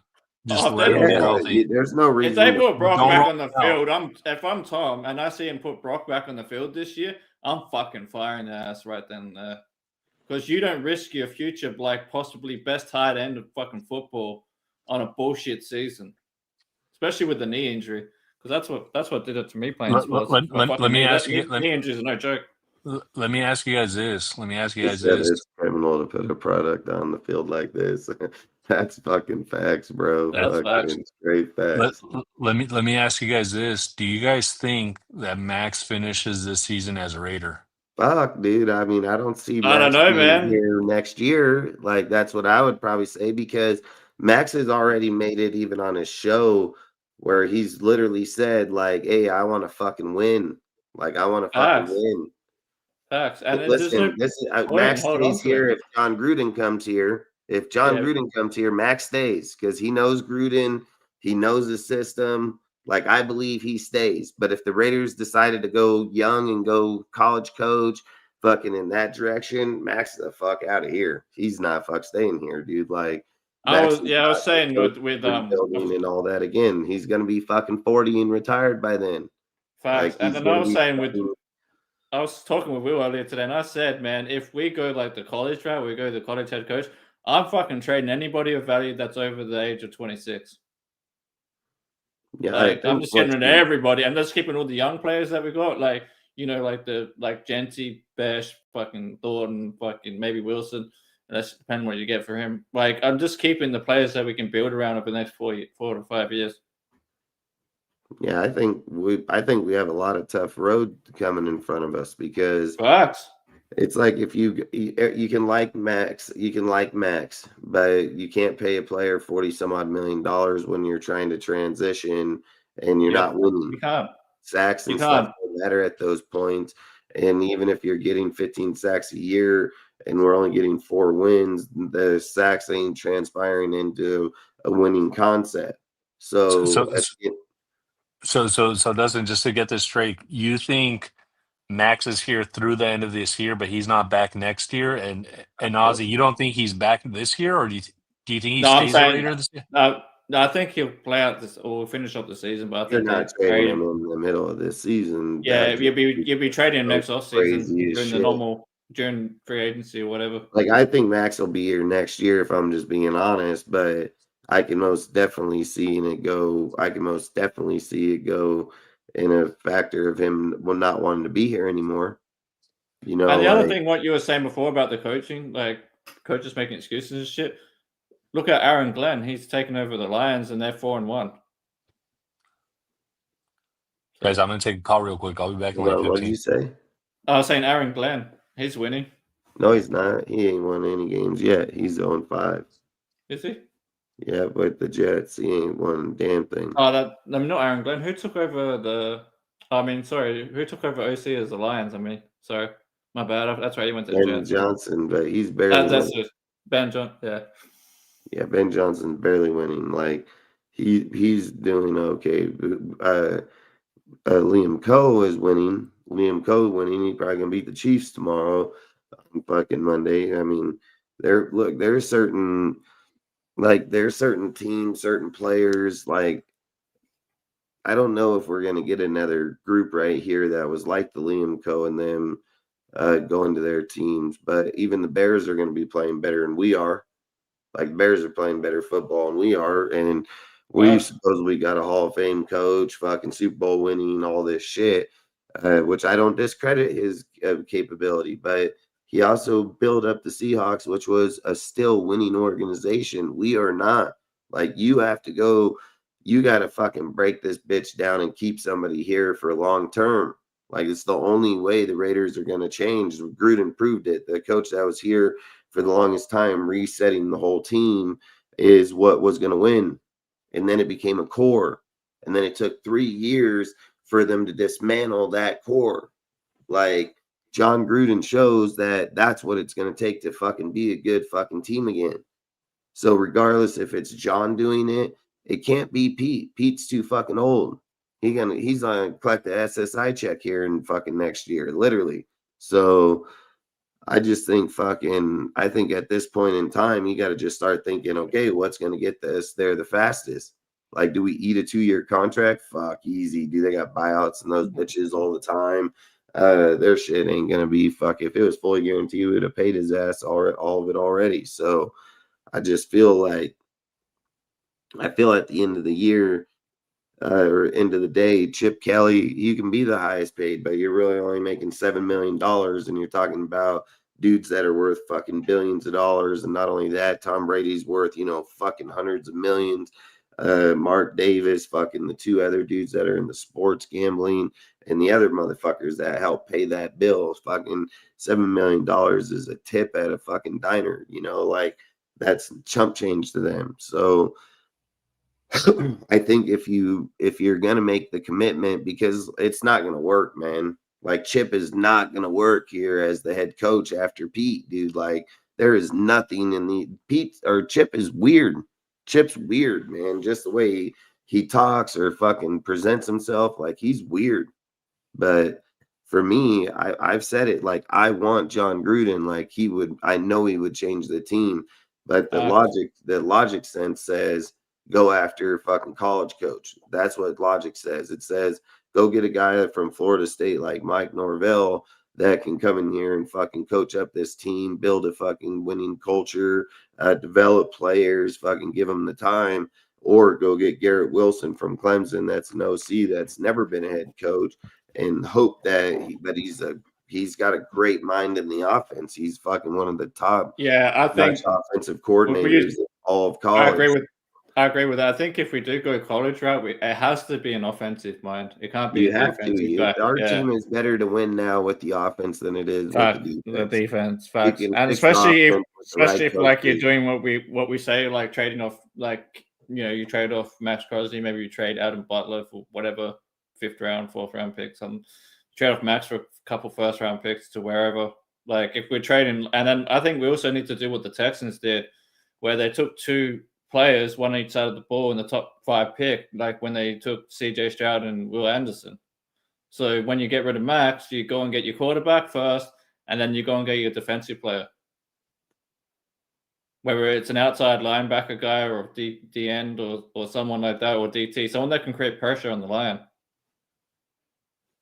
Yeah, I mean, if we go defensive minded head coach, I just think it'll hurt us. Like, I think, Facts. look, It has been hurting us if you think about it, because you're able to get a guy like Garrett Wilson, he leaves fucking the college league to come to the NFL, and he's going to be an OC first, then I would say okay, because you're still getting the explosive, offensive minded coach in the offense.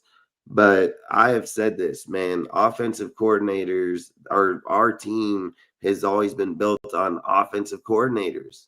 Good. facts. Like John was an offensive coordinator before a head coach. So yeah, facts. I mean, you win off the offensive coordinator, man. Like for the Raiders, That's dude, like we've always been a winning team. Not Defensive just coordinators outside of Jack Del Rio, maybe one or two others. Like it's never worked out too well. I mean, most teams it's always the OC. Not all. Like obviously you got Tomlin, I think was a DC or something before him, but like very few teams win with defensive coaches. Majority of NFL teams that win is 9 times out of 10 it's the offensive guy.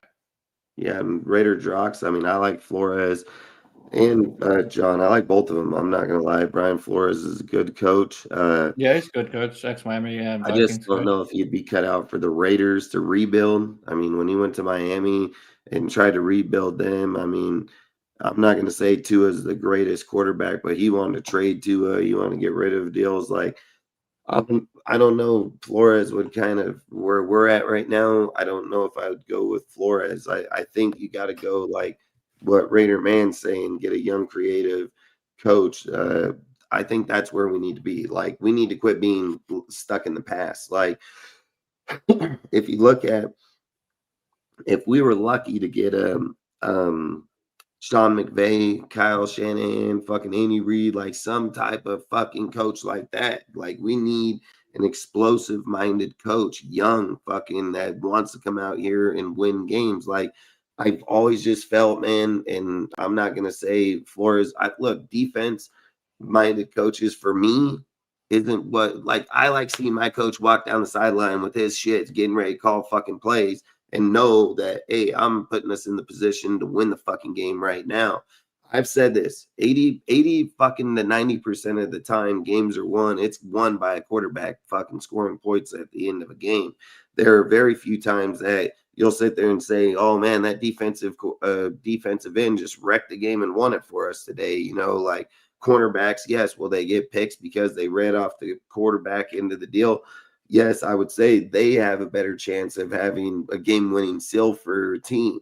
But outside of that, it's quarterback scoring points, man. Like they're the ones that fucking seal the deal more times than not.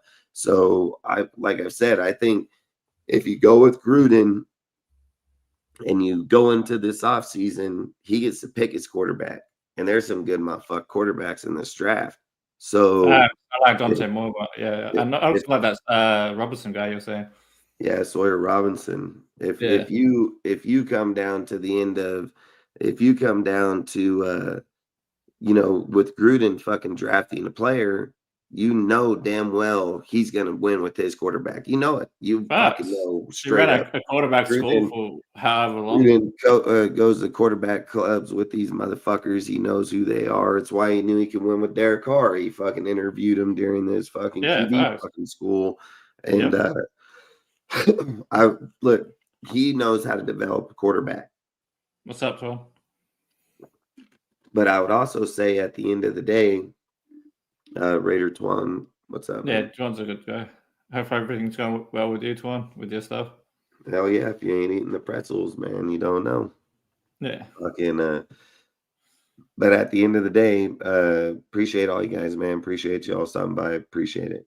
And like I've said, if you don't go with Gruden, you just go with a younger fucking offensive-minded college coach that can develop a quarterback, that has fucking good experience with developing quarterbacks in college, because guess what? He's going to be developing one of them in the NFL too. So, and then you let everybody knows that you're in a rebuild year for the next few years. So nobody's going out there with high expectations to sit there and say, we were supposed to win right now.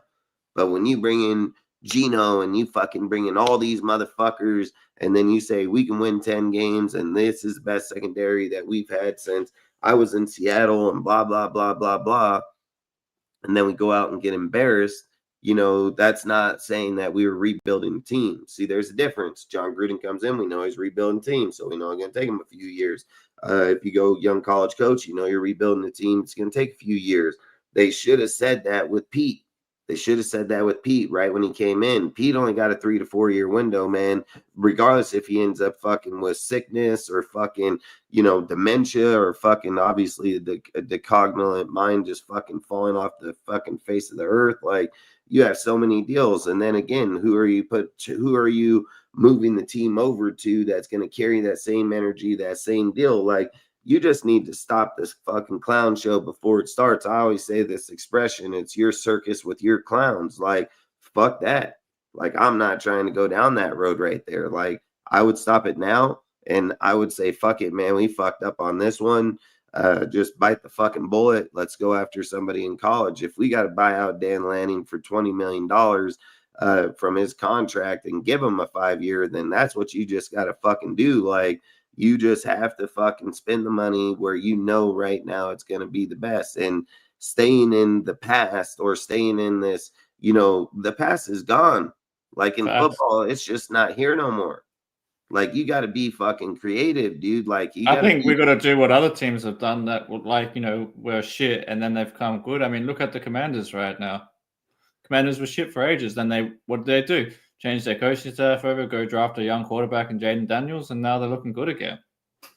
Yeah, they got fucking Kingsbury. That's a great fucking coach and fucking offensive-minded guy, and fucking turns out with Jaden like a bat out of hell. That's what I mean, and that's exactly the kind of way the NFL is trending. Like, we need to do a proper rebuild. That's what we haven't done in the longest time. The only time we've done it was 2018, and then since the whole fucking Gruden fucking email bullshit, because Godell was a fucking bitch. Ever since that happened, all we've been doing is trying to put a fucking Band-Aid on a gaping wound rather than cleaning the bitch out. Look, I would rather, like, Ellis, I would not want Rich Gannon coaching this fucking team ever. I would straight up take Tom Brady as a fucking head coach before I would take Rich Gannon. And I would just say, we got to have somebody that wants to win. We got to have somebody that is just fucking you got to have a crazy coach, dude, like someone that's just crazy because they got to be thinking up shit. It's like Mike McDaniel. You need mad genius shit. Yeah, Mike McDaniel's over there with the fucking Miami. The guy looks fucking out of it all the fucking time, and he may not be the best fucking head coach. But watch what happens when he fucking gets fired. He goes and be an offensive coordinator somewhere so he can get back there, and he's going to fucking kill it because some coaches are better off as the coordinator versus the head coach. Yeah, like people like him, dude, where you need them scheming for your offense. Like, in this day and age, man, you got to have creative mind. You got to be able to push issues. You got to take chances. That's why Gruden was successful, because he's a film junkie. Like, he loves football. Like, he watches football nonstop, pretty much. Yeah, we're about to lose all that here real quick with coaches and people in the NFL. Yeah, like, we're about to lose that. It's like there's a lot of coaches out here that once they don't have good players, they're no longer good anymore. It's why the NFL changes every so often like clockwork, because it's depending on drafting and what coaching staff they get put into those organizations. Some coaches or some organizations will stay dominant for years on years. Some are like the Steelers, where they've only literally hired 3 or 4 coaches in their history. They run the same fucking program, same shit, like type shit system. Like, they're just solid fucking team. It's like why I've said with the Ravens, Ravens are falling off. I mean, I can't remember the last time the Ravens defense allowed 30 plus points per game. Like, they've. And I feel like that's because what's his name left. Their defensive guy Mike left. McDonald. Mike McDonald. Yeah. I mean, I think at the end of the day, if we're gonna try to hop up here in the trend, it's like Sean Payton going to the Broncos. He's a creative mind offense. Andy Reid, creative mind offense. Harbaugh, creative mind offense. Like, all these guys have high-powered offenses, dude. And then you look at fucking Jim Harbaugh, he went and got Jesse Minster, and Minster come from college in 1 year and dominate fucking in the NFL. And then you look at the Chiefs. They have Spagnuolo that's just been dominating defense in the NFL. Then you look at Peyton, you got fucking Joseph that just knocked off the fucking Eagles today, dominated in the NFL with the defense. Like, they all have them things we don't. We got Patrick fucking Graham that sucks ass. Just straight sucks. One of the worst secondaries in the NFL, if not the worst. And we are fucking straight hot garbage. Like, we are hot garbage in the fucking defense. We're hot garbage in the offense, dude. We have special teams taken a massive step back from AP just a year ago that doesn't have no fucking coaching experience, no fucking anything. Like, if you gave Geno to AP, you would have fucking won games. Like, he would have won goddamn games. Like, we want the offensive line. Look, the offensive line is the same motherfucking players from last year. It's the same fucking guys. They fucking played just fine last year, and these guys are getting fucking demolished this year. Like, it's and it's because of Brennan. It's because of Brennan Carroll, number one, and number two. It's because they want to play players out of position. Yeah, it's their play calling. It's their fucking time of possession in the pocket. It's fucking all kind. Like, if you are the offensive coordinator and you see your quarterback struggling in the pocket, that he's taking 3+ seconds in the pocket, you have to change the plays.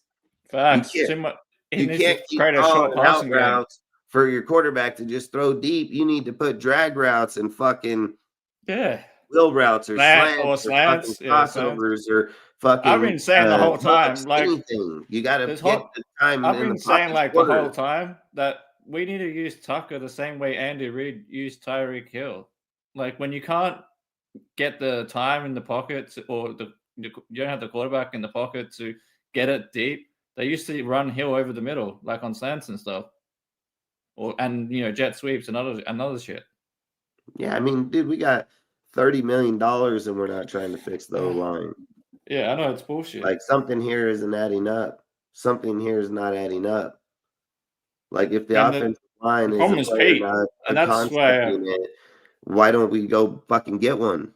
Exactly, and I think the whole problem starts with Pete, because number one, like you said earlier, Pete won't fire his son from the offensive line, even though he sucks with the offensive line. They're not. Number two, he won't tell Chip to change anything because he's not an offensive-minded guy anyway. He's a defensive-minded guy. So he can't really tell Kelly anything, like how to fix the offense. Like, if that was Gruden, he'd be telling Kelly how to fix that offense straight away. Dude, and then doing nothing right now. He's not calling plays. He's not doing And then anything. the thing I would say is the worst of all is that Pete's supposed to be known for his secondary, right? Like his DBs, guys like Earl Thomas and so on. Yet our secondary sucks. So the number one thing he should be good at, or what should be good on this team under Pete, is the fucking secondary, and even the fucking secondary sucks. Pete changing the defense to their scheme and so on. It's just made because they're not they're not players that they're not the players that fit that scheme, I think is what it is. Like, we don't have the guys to play that cover 3 zone. I mean, I'd be willing to make a bet that if John Gruden took over this team for 4 weeks, for the next 4 weeks coming up, he would change that offensive line where Genty can run. Oh, fuck yeah. He put JPJ probably at center. He probably put Merritt back at left guard. He probably put Palham back at right guard. Yeah, give him 5 weeks with the same line and see if you don't have Genty fucking running 100 yards per fucking game. Fuck yeah. He had fucking Marshawn Lynch fucking running in his last year with us, and then he fucking Robbie Jacobs. And Jake... Yeah, right away. When Jacobs came in, I don't know if you remember, you probably do, but that first game that we had Jacobs in the regular season, he actually broke that record from 2002 to be the first Raiders rusher, whatever, to rush for over 100 yards as a rookie or something. Like 100 scrimmage yards on their first game or something. There was 5 quarterbacks that I'll look at in this draft, if it's me, as of right now in the season. I would look after Fernando in fucking Indiana. Yeah, or whatever. Take Fernando. I would look at fucking Dante Moore, but he's young. He probably returns to Oregon. I would look at Jason or Jalen fucking Mayoa from USC. I would look at Ty Simpson from fucking Alabama, and my gunner fucking quarterback would be Sawyer Robinson from fucking Baylor. I think that kid, people better watch out for that motherfucker because Yeah, and I like the way he came back in that last game, man. That was pretty good. Dude, he's got an arm. The kid can play football. And he's also got that. He's got that kind of like that factor where some quarterbacks, when it gets to like the last quarter and they got to go out and win, he can do it. Like he can get his team pumped up. Guys that want to take over the team at the end. That's what he put in best in your quarterback. Yep. So I think that's the kind of quarterback we probably need. So I'm definitely, if Moore's not coming out because like you said, he might go back. I'd definitely take Sawyer as my second choice. Yeah, Sawyer is a beast, man. And I think when you put him on a team like ours, and you have a guy like Gruden, or even if you go with fucking Garrett Wilson, fucking Clemson, OC, Clemson may not have experience at a head coach, but he's gonna get there regardless. But he can fucking run an offense if he has the players. And if you get a player like Sawyer Robinson, I'm not going to say that Klubnik isn't couldn't be a great player over there, but he ain't fucking stepping it up and showing it. You know, you have a guy like Sawyer Robinson, he wants to fucking win. He's stepping up and showing it. Motherfucker's slinging the goddamn ball over there. And, you know, look, he's not the Isn't he like 17-3 or something? But he will be a fucking first round pick if he keeps this shit up all year. There's not a doubt in my mind. Facts. It's only at 17-3 touchdowns, interceptions. I think 19-4 right now after 19-4 after this week. Yeah, 19-4. So that's yards already. He's already at 2,000 yards. That's like what, 5 games now, isn't it? Yeah, I mean, I think they have one more game played, 5 or 6. But yeah, you know, when you get players like him. That just stand out, dude, those are players that change fucking teams. It's a Baker Mayfield type player where they just fucking refuse to lose. You know, I get it, dude. They want they want to say the dude from LSU is that guy is trash. Yeah, I don't like that. Newmeyer and whatever his fucking name is. Why would I take fucking Drew Aller, Penn State? Yeah, I mean, why would I draft that motherfucker? Like, dude, a lot of these guys are going to push some of these quarterbacks that are straight ass cheeks. And I don't want a quarterback that runs to throw. Like, I want a fucking pocket quarterback that can deliver the ball to Trey Tucker and Dante Thornton and only run when he needs to fucking run. It's like Gruden said on that show. Quarterback, dude, like at all. Have you seen that show Homegrown with Derek Carr and that? They had Gruden on there. It's like Gruden was saying on their show where he's saying like there's a lot of shit that's missing from the NFL. And this is how you know Gruden's a good coach. Where he's talking about there's no one doing the 3-step, 5-step, 7-step drop for the quarterbacks in the college now. And there's not many teams in the NFL now that have practiced the fundamentals. Like it's like the NFL is getting to the point of where it's trying to do more RPOs and shit like that. And that's why, you know, Gruden's a good coach because, you know, if he came back to coach, he's going to be one of the few coaches because he comes from that same tree as Andy Reid and that. He's going to run a proper system, like a proper pro system. So he'd excel with someone like Robertson. Yeah, I think when you look at a lot of these guys in college right now, you have a lot of good quarterbacks, but you don't want to take the wrong one for the Raiders. Raiders have never been good with a running quarterback. We've always been good with a guy that can sit in the pocket, deliver the ball, and run when needed. You know, exactly. Even Gannon wasn't a mobile quarterback to me. He just ran when he had to. Like Gannon was like that. He only ran when he needed to. Yeah, we take what we want. That's what our motto is. Like we stretch the field, we take what we want. And the thing is, we've already got the weapons here. Like we've got Genty at running back, we've got Thornton and Tucker, the 2 speed receivers. Then we also got Bash, who can easily probably take over for Jacoby's spot as like the possession receiving type. Then we've got Bowers and Mayer at tight end. Like we've already got the weapons. We have weapons. I mean, I mentioned this before the season began, guys. I think Dustin knows I like the cooking analogies.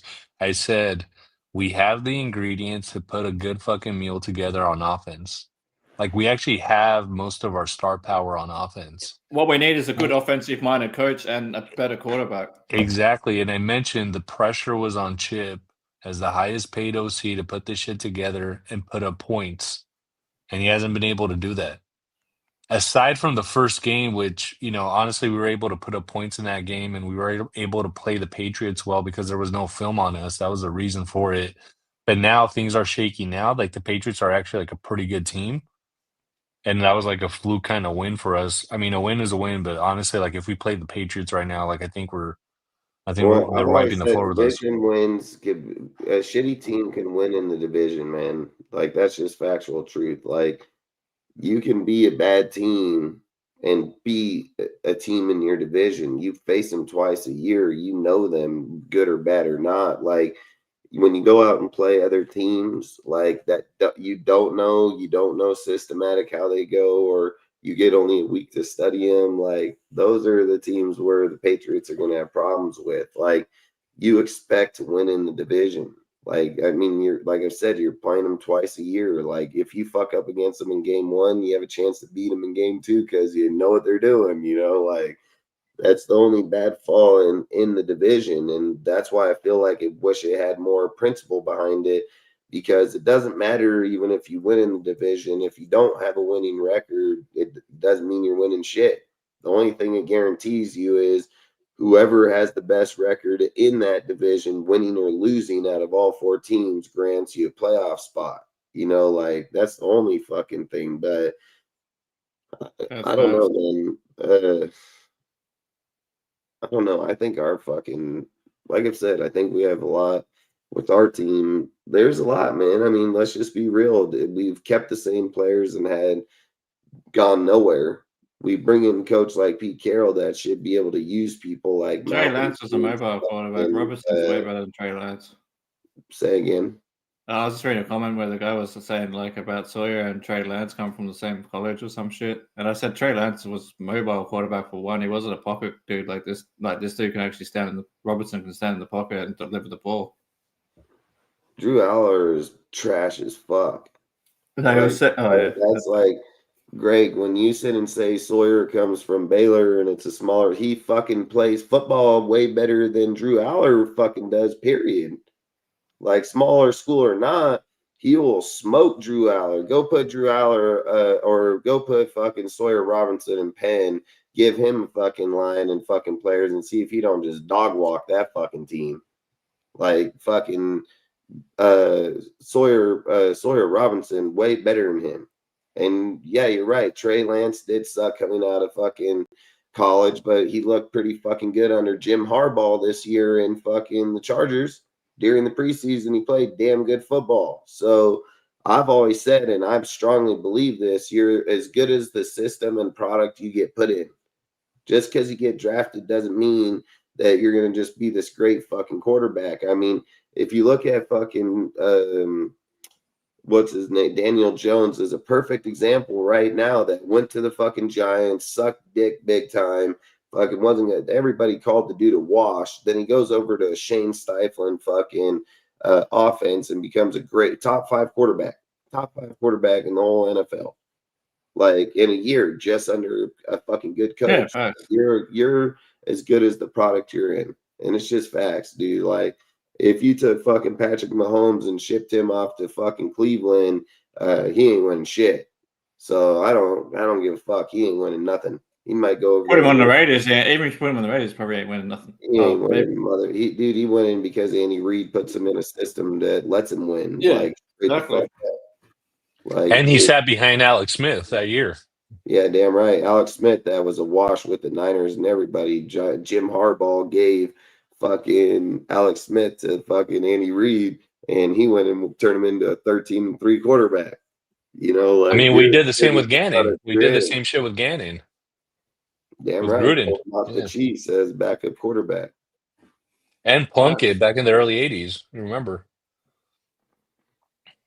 Yeah, I'm not going to say Trey Lance could be a starter. I mean, I'm not gonna lie. I don't think fucking Jim. I don't think Jim's not gonna win games with fucking not win games with Trey Lance as quarterback. I think if Justin Herbert goes out, Trey Lance can win games with fucking the Chargers. Like straight up. Like the way he played in the preseason and he plays on that team with those players the same way, he's gonna win games. Like if we say he goes to a different team, like again, Cleveland or something, then yeah, I would say he could be a backup his whole career. He comes here, he'd probably be a backup. I mean, especially behind Geno and the way our team's playing, they won't bench Geno. Like they won't bench that trash fucking dude. But I mean, at the end of the day, we're not looking for Trey Lance to be our quarterback anyways. But when you look at Sawyer Robinson, the guy is way different than Trey Lance by a mile. And Drew Aller is trash. Like look, Carson Beck is a good quarterback, but Carson Beck got good weapons, good fucking team, good system, good defense, and he'd be throwing fucking 3-4 interceptions already. I think he only got I'm not a fan of Beck in the first. Touchdowns, It's 10 solid, touchdowns. Like, look, you can't sit there and say dudes over there like fucking Sawyer and fucking Baylor going out there and just putting up massive numbers on there. Some people just are better quarterbacks, dude, and have better arms. Like, and if we're looking at for the Raiders, we need motherfuckers with good arms. Like, and look, Sawyer Robinson is not like the best deep throw quarterback, but it's something that you can most definitely teach if you have a guy like Gruden or somebody that can develop him, or even a Nate fucking Wilson, dude, that can develop the player. Then I'm not saying I would draft fucking Sawyer with my very first pick. I would most definitely, my first pick, I would most definitely be targeting probably Fernando from Indiana. Probably Dante Moore would be my first pick if I was picking, or Jalen Maea. If I'm picking out of one of those two, I'm probably picking. I mean, that's tough, man. That's tough. If you got Fernando, Dante, and Jalen, I would probably favor Dante more just because his age. I'd probably just I think Dante's also his arm's pretty solid. I think he's got one of the best touchdown interceptions in college at the moment. But then again, he's on Oregon. Yeah, if he goes, in the NFL at 20 years old, I mean, I don't know if you're trying to start him that year. I mean, don't get me wrong, you could and let him go through the growing pains. I mean, Jalen fucking Maea, he can probably come in and play right away. Fernando, I mean, depending on if you have the OC for him, he can fucking. I mean, all these guys can come win. I mean, Ty Simpson from fucking Alabama. I mean, there's a lot of quarterbacks that have big arms that can fucking come here and win, throw touchdowns and fucking score points, dude. Like, you need better fucking quarterbacks for the Raiders. Like, if you're gonna try to keep talent matters more than anything. Field, run the goddamn fucking ball. It's what we've always done. So if we don't fucking do that, we're not winning. And you got the players with Dante Thornton and Trey Tucker already. Fucking Trey Tucker can do it right now. He's already there to burn the vertical game. Dante in the mix for sure. Yeah, I'll put Dante at the number 2 and put Trey Tucker at the number 1, and then I'll use Jack Besh as the slot receiver. How we use Hunter Renfrow. Yeah, I mean, I would try to get Jack Besh more acclimated into the. I'd probably trade. I'd trade fucking Mayo, to be honest. Who? I'll trade my Jacoby Myers. Like I said, if we go like the young quarterback, young coach, everything, I'm getting rid of all my older players, trade them for value, and just rebuild. Guys, what'd you guys think of? If you guys haven't touched on this, I'd like to hear your thoughts. What'd you guys think about the O-line today? I mean, 13 fucking pressures on the team. Yeah. They're garbage. So, look, Meredith can't even fucking snap the ball, dude. Dude, the guy Yeah. fucking gets lost, dude. He gets I lost. don't. Like he Yeah, fucking. that's like, another thing I can't understand. They're so dead set on not putting JPJ at center, yet Meredith sucks at center. Dude, he'll Like, fucking be over there like, oh, my bad. I just didn't see the fucking guy when I snapped the ball, knew he was coming. Fucking dude just run right on by me, but my bad, bro. You know, I would just let you guys know, like, let's say the Raiders have the first overall pick. They are absolutely not taking an O lineman. Only one O lineman in the history of the NFL has been taken with the first overall pick, and it was Orlando Pace. They're not taking O lineman with the number one pick. It absolutely won't happen. It'll be quarterback, 100%. yeah, it has to be quarterback, man. We have to get the quarterback. They should all be fucking fired. Like the whole fucking team should be fired right then and there. That's facts. The first pick had to be quarterback. That's where we're struggling the most. And then you can get if you make certain trades and stuff, you should end up with at least two first round picks. So I'll use a second first round pick maybe on a lineman or someone on defense, and then go lineman in the second round. Greg, Depends how the draft was. we're at the sixth pick right now in the season, is what you're saying? If that's the case, we're gonna be at one by the fucking. Yeah, we should be at one by the end of the season. Like, the only team with the worst win record than us right now is the Jets. They're 0-5. Well, then there's no way we're the sixth pick unless there's other one win teams. Oh, there are other 1-win teams where we're tied. So I think we're tied with like 5 other teams or 4 other teams or whatever, and then the Jets have the number 1 pick, I think. I haven't really looked at it properly, but yeah, there's a few teams that 1 and 4. I think we want the Titans and a couple other teams to win, and then if we keep fucking playing like shit, which we probably will anyway, then we should end up with at least. Dude, I mean, look at the schedule, dude. I mean, if we win, it's going to be in the division, just like I said, because division games can be won at any time. Like you said before, I don't even see us beating the Titans now. I had the Titans as a win, but now the way this team is playing, they just come off a win against Arizona, dude. That's my point. Yeah. They hung up 16 points in one quarter in the last quarter, so they're on a high. That's facts, and I might even have to consider starting Cam Ward at some point in fantasy football if he keeps playing. I mean, fuck, to be honest, if Bill Callahan don't get that win, I think he gets fired, and he goes out and gets that fucking win, and I bet you it's going to change the way that the team feels. I mean, they feel like they can probably win now. I mean, they say that the NFC West is one of the hardest divisions in all football, and they just fucking go out there and take out fucking Arizona. You know, like, I think when you get the wins like they got, pure luck with that fucking fumble into the fucking end zone, fucking, you know, numerous things that kind of overturn that game at the end. I'm not going to say like they're this up and coming team now, but what I would say is more teams that come off of highs like that going into their next week, most time win. Then they fall off, dude, don't do much after that. But I feel like we're going to be that team. We're going to fucking get beat by a team that we should be able to just beat, dude. Like, we have the better front line. We have the better fucking offense. Like, and we're going to get fucking beat by Cam Ward.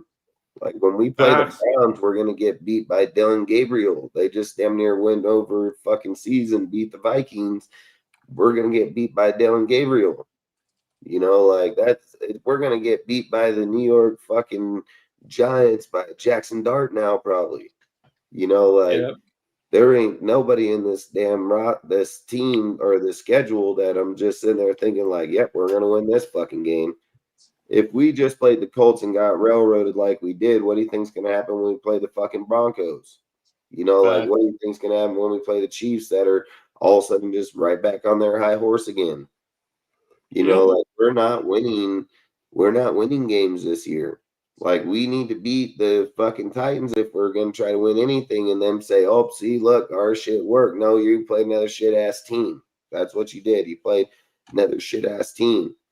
Daniel Carlson all of a sudden forgot how to kick field goals. Guy can't fucking kick field goals. He can't fucking – the guy just fucking horrible now. Dude, we can't even do a pump protection now or a kick protection. We're in some trouble. we're in trouble. Our special teams is ass cheeks when it was one of the best in the league.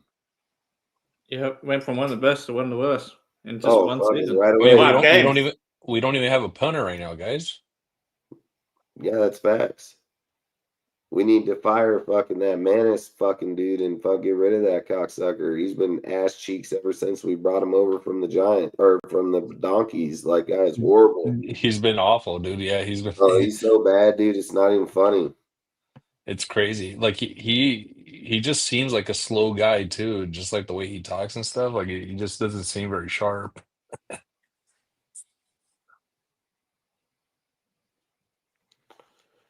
The Jets, Browns, Ravens, Dolphins, Saints, and the Raiders. Yeah, see, like, you think about it, like, the Jets will take quarterback for sure. The Browns, they're not. The Ravens, they're not. Dolphins, I mean, fucking, I don't know. I mean, depends on how Tua plays out this year. The Saints, fuck, most definitely will take quarterback, and we will take quarterback. So you can see 4 quarterbacks just in there, 3 at least. Facts. Like, you'd have to, and then you're gonna have 3. You have to have 3 quarterbacks at least, or 4 in the top fucking 5 picks, 6 picks. That's facts. And I said when people were saying like this year's quarterback class ain't going to be good, I'm like, they say that every year, and then you get to the fucking end of the season and quarterbacks start showing up in the college, and then there are going to be teams that will draft them because they need a quarterback. We're just going to make sure that we pick the right fucking one. And Ozzy, just like another comment on Geno, and I don't mean to bag on the guy because ultimately, like this is a team sport, but he's obviously like the biggest problem on this team right now. I'll bag that motherfucker in a second. I'd bag him up and ship him out, literally, to like China. So the thing with Geno, right? We got Geno in the offseason. I was never too high on Geno. I actually was never high on Geno because I asked myself this: how is it that the Seahawks were willing to take just a 3rd round pick for this guy and move on from him and get Sam Darnold? That's enough. That was enough for me to know if you have somebody, let's say you're bartering with your fucking. And the other thing is, Sam Darnold is killing it in Seattle right now. Yeah, he's killing it. I got him in my fantasy team. And this is my point, guys. Let's say you have let's say your neighbor across the street is selling some car, right? And the fucking car is like $10,000 like below its value. Like it's too good of a deal. There's probably something wrong with that fucking car. And I think that's what happened with Geno. Like, that's what I thought with the Geno trade. I was like, how is it that we're getting this guy who's supposed to be a starting caliber quarterback for only a 3rd round pick? And Seattle is so willing and so ready to move on from him and get Sam Darnold. Seattle, like in other words, man, the defense is what kept Seattle in games last year. So in other words, Ozzy, Seattle knew that this dude was damaged goods already. Yeah, they already knew he had the turnover problem because he was 20-15 last year. And they were willing to ship his ass off. And I'm sure they were more than happy that we were willing to give up a 3rd for him. Oh, they were probably like, these motherfuckers. You want to give us a 3rd? Oh, no. Yeah. Nah. Yeah. Okay. Yeah. Okay. 3rd. Well, yeah, we got railroad on that fucking deal. I was like, what the fuck? 7, 6. Yeah. Not fucking 3rd. Like, what the fuck? Fucking Dylan Gabriel was probably better than fucking. You're right, man. Let's get that 3rd over here, man. Fucking, if you insist. Tough bargain, man. Tough bargain. And just that should have been the first sign of dementia right there. And to add, trading a 3rd round pick for a fucking Ozzy, to add insult to injury, we basically have Seattle's hand-me-downs. Yeah. One with Pete, because they got rid of Pete, and then the second with Geno. Our left tackle was fucking a hand-me-down too. Yeah, we just had hand-me-downs, dude. Dude, and they're competitive. They're competitive. They lost today to the Bucks, dude, but they're competitive as fuck. So yeah, facts. Where's Seattle? Sorry, Dustin. I was just gonna say we are Seattle's Goodwill. That's what we Yeah, are. and we were the Patriots. Fucking same. Like Yeah. at the end of the day, dude, I've said it. We just got to blow this whole fucking team up, dude. Blow it up, fucking restart from the bottom up, and go from there. Like we are That's straight why ass cheeks, dude. Whatever they're thinking ain't gonna work. It's not transpiring because some of these motherfuckers already quitting. that's So facts. You can see in certain players on the field, and that's what I'm saying. Especially the older players, which I get it because there's only so many years you got in the NFL. So someone like Max, if as much as we love Max, I'm trading him now. Why there's still value there? Like you might even get 2 firsts for Max still at this point in time. no, you'd 100% get 2 first, or else I would And not.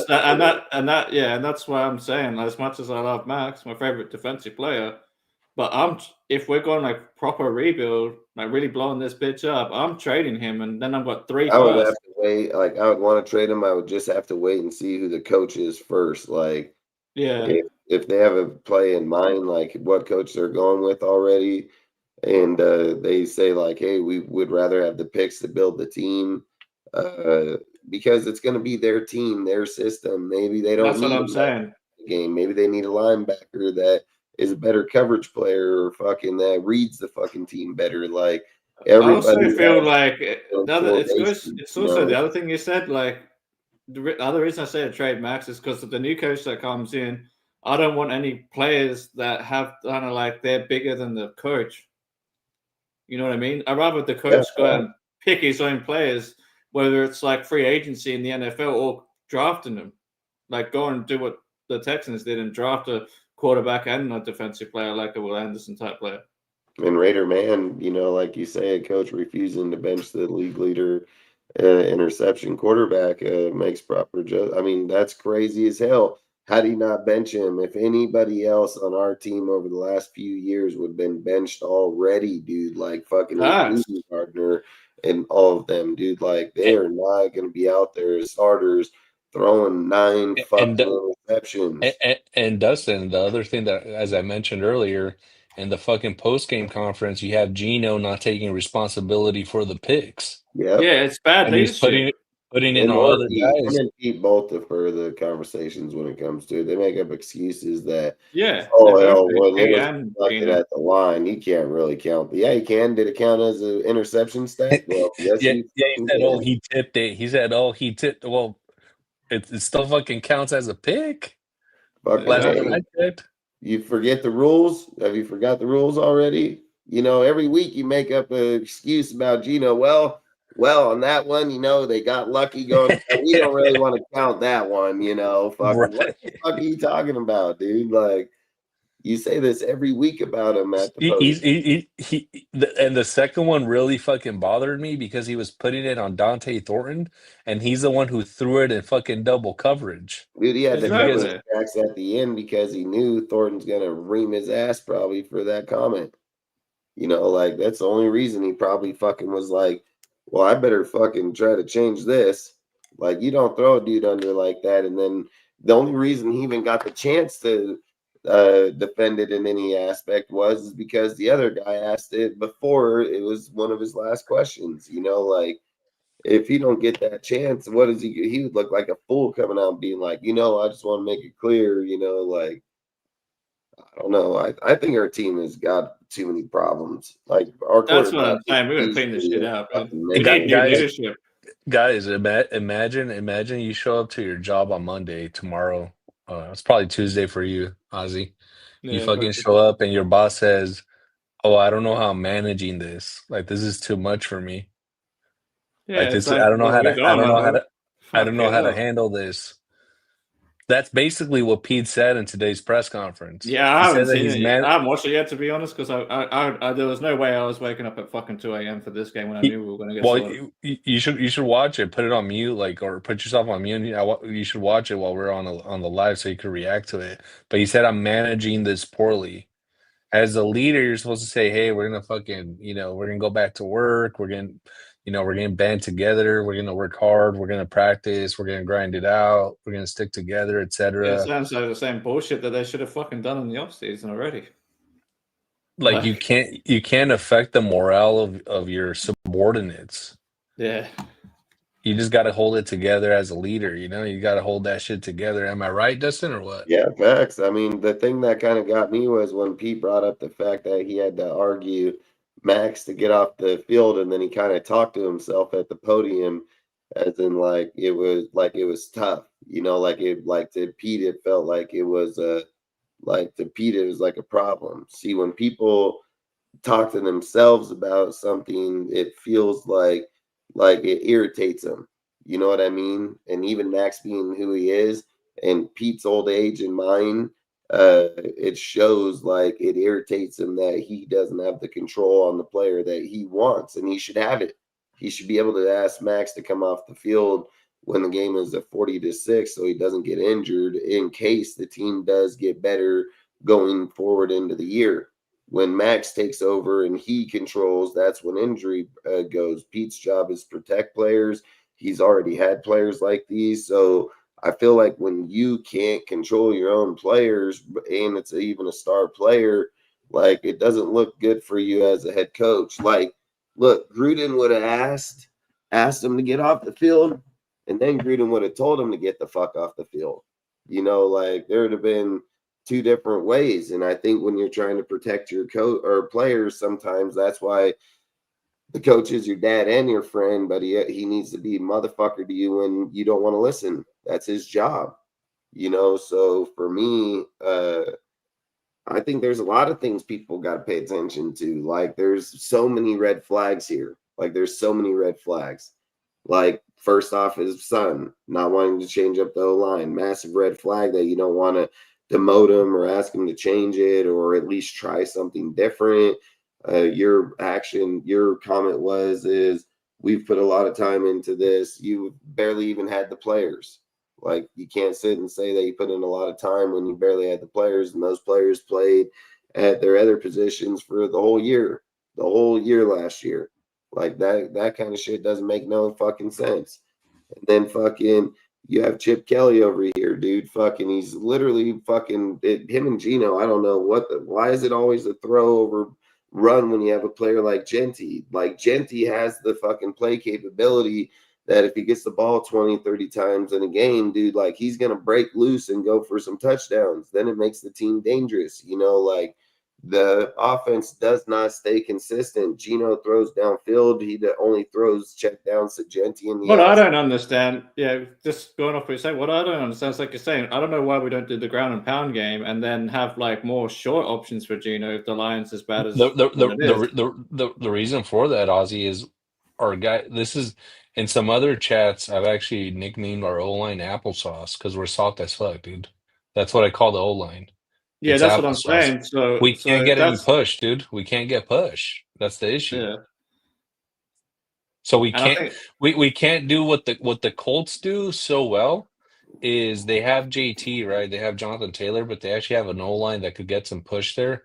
And they have Daniel Jones who plays like the dink and dunk check down game, which I respect. As long as you're moving down the field, I don't give a fuck if you're checking the ball down and then you're scoring touchdowns. Like I think that's the type of offense that we should run. Well, but Brady it all won starts 7 rings, 6 of them were mostly doing that shit. exactly. Because your players make up the yards in the open field. That's their playmakers. Exactly. Yeah. But you need a serviceable offensive line in order to do that. And this coaching staff, for whatever reason, look, I've mentioned this in some other lives. Dustin knows this shit. Like we don't get paid millions of dollars to coach, right? We're fans. We watch the game. How is it that we're able to see the problems? For instance, how is fucking James Meredith the center? He can't snap the ball. The delay of games are on him. He can't pick up blockers. He can't spot blitzes. He can't pick up blitzes. He's completely lost out there. There's a reason why he had only played like a handful of snaps in 3 years in the NFL. Like he's better obviously at guard. He's actually better at left guard. Like that's where he should be playing. He should be playing left guard. Right. So this is my point, Ozzy. How is it that you could identify that? Hey, let's move that dude to left guard. Let's move JPJ to fucking center. Let's keep Parham at right guard. Like let's make these kind of changes because obviously, what's the definition of insanity, guys? Yeah, exactly. Doing the same shit over and over again. expecting Exactly. Like that shit's not like if they're rolling with this O line again and again every fucking game, it's not gonna get better. We're 5 games in. And also another thing, if you put Meredith, I wouldn't even mind. I mean, even if you try Meredith at right guard and keep Palmer at left, I mean, whichever way you do those two, but that's as long as you put JPJ back at center, because when you need a bully in the fucking middle of the line there, like, and we should be trying to develop JPJ into that kind of center like we had with fucking Hudson and fucking Otto back in the day. Like, we need the center to be that aggressive fucking guy that can call shit out at the line. Like, that's what your center should be. Like, because he's standing direct line in front of your fucking quarterback. Guys, this is why I think that we're in really, really, really spooky shit. Like really, really deep shit. This is the reason why. The locker room never lies. And another way to say this is like the locker room always knows the truth. You think if we were buddies with let's say Brock Bowers, you don't think Brock tells us in private, hey, you know what, Geno's not fucking cutting it. They should fucking roll with Kenny Pickett. Or if we were friends with fucking Colton Miller, hey, yeah, I think they should put JPJ at center. These players know who should be playing, and they know which positions they should be playing. But obviously, they're not saying that publicly because they don't want to throw anyone under the bus. My point is, the locker room always knows who should be playing and what positions they should be playing. And this coaching staff so far has demonstrated mediocrity and incompetency. And at that point, you completely lose the locker room. And you have performances like this day in, day out, week in and week out.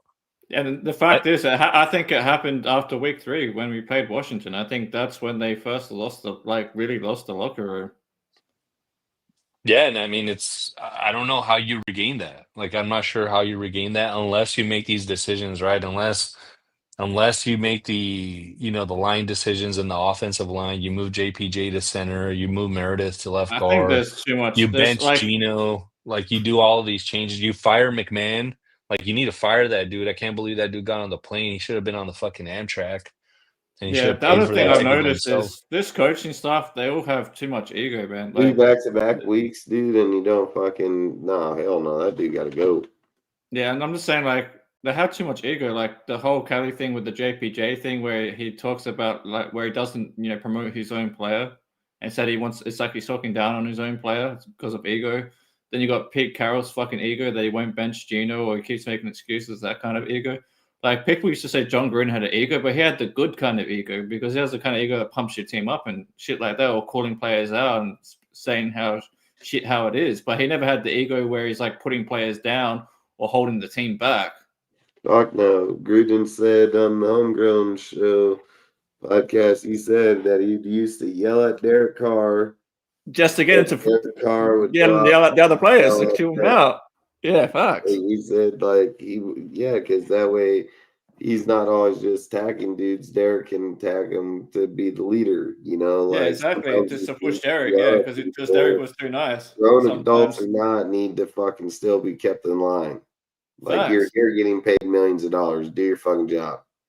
Exactly. Like, it's the thing that irritates me the fuck about the Raiders is you pay these guys hella money and they can't even come do their fucking job. They went through fucking high school, college, everything, get here, and they just forget how to play fucking football. It's like they need their hand held. They need every guy on the team to be good. Like, it just is horrible. It's just horrible. You get people like Brock, because Brock just dominated, period. It's just who he was in nature as a human being. That's why it irritates him that he can't get out there and fucking be faster or break away from the player. So he probably figured better to shut it down because I'm just hurt myself. Like, you have an injury you can't even talk about. Like, he can't even tell us what the fuck it is. Yeah, and I think it's what is it, the MCL or whatever.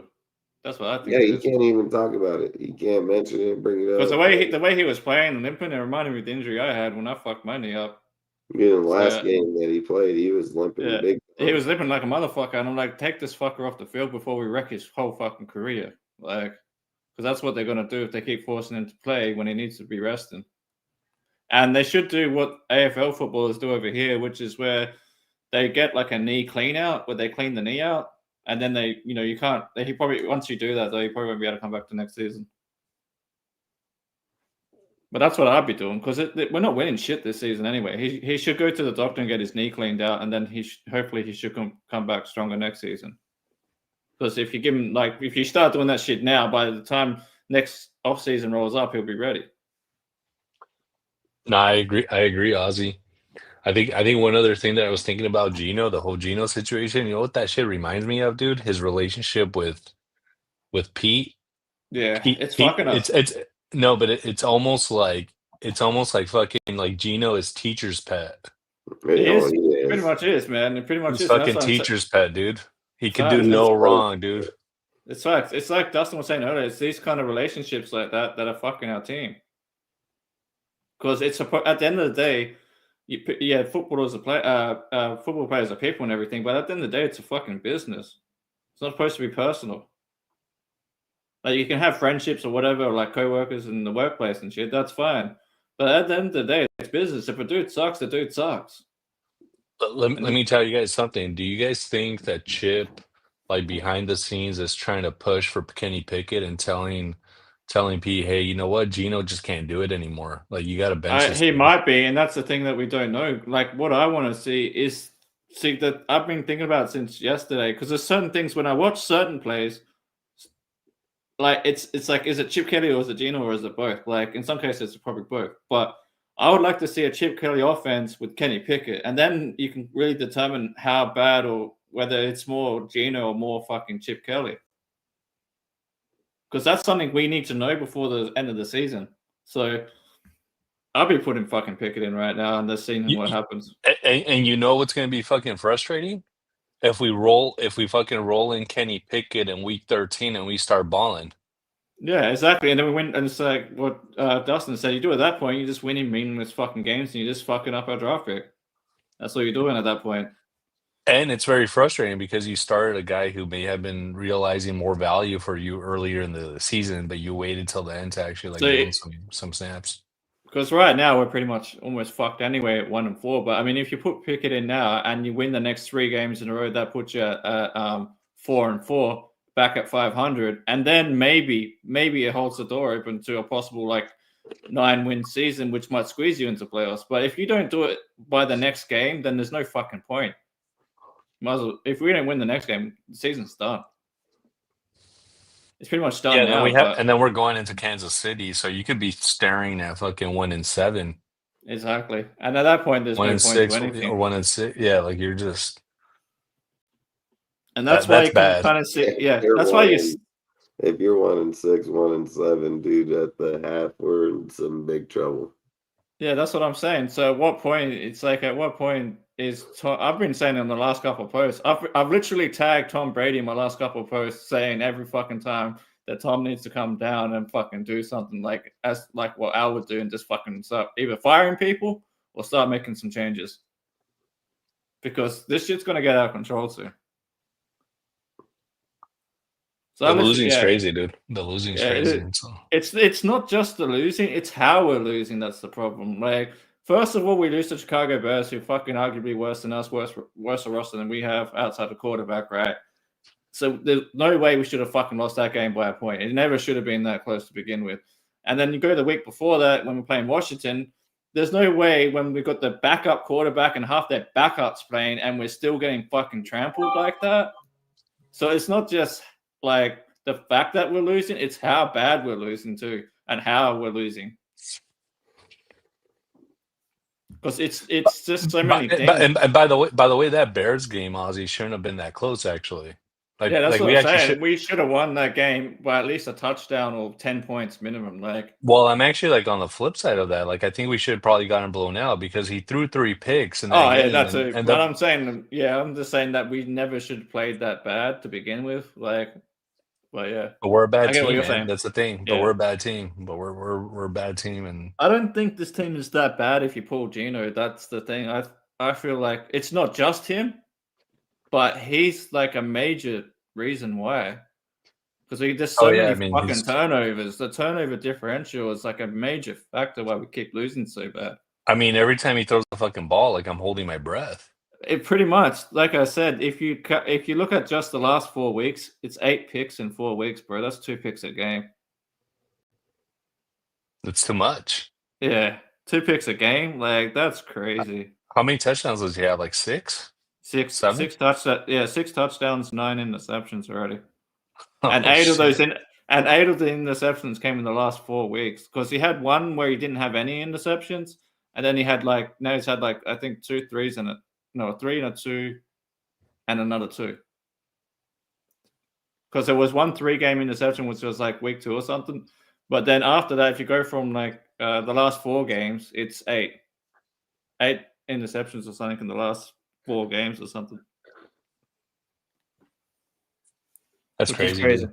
Yeah, which averages out to 2 interceptions a game. Dude, these are actually probably like worse than Gardner's numbers. Actually, they are worse. They actually are worse. The interception percentage right now, like the chance to throw an interception, is actually higher this year than it was with Gardner. That's crazy. Gardner was at I think when I worked it out, he was at 1.5 or 1.6% chance. Geno's pretty much at 2. He's got a chance to throw 2 interceptions every game, pretty much. Whereas Minshew was at 1.6 or some shit. So what you're telling me is that Geno's on pace to throw 34 picks then? I had it higher than that, somewhere around the 30s. So I was saying to Dustin earlier, it's like having a Jameis Winston year without the touchdowns to match it. Yeah, that's crazy, dude.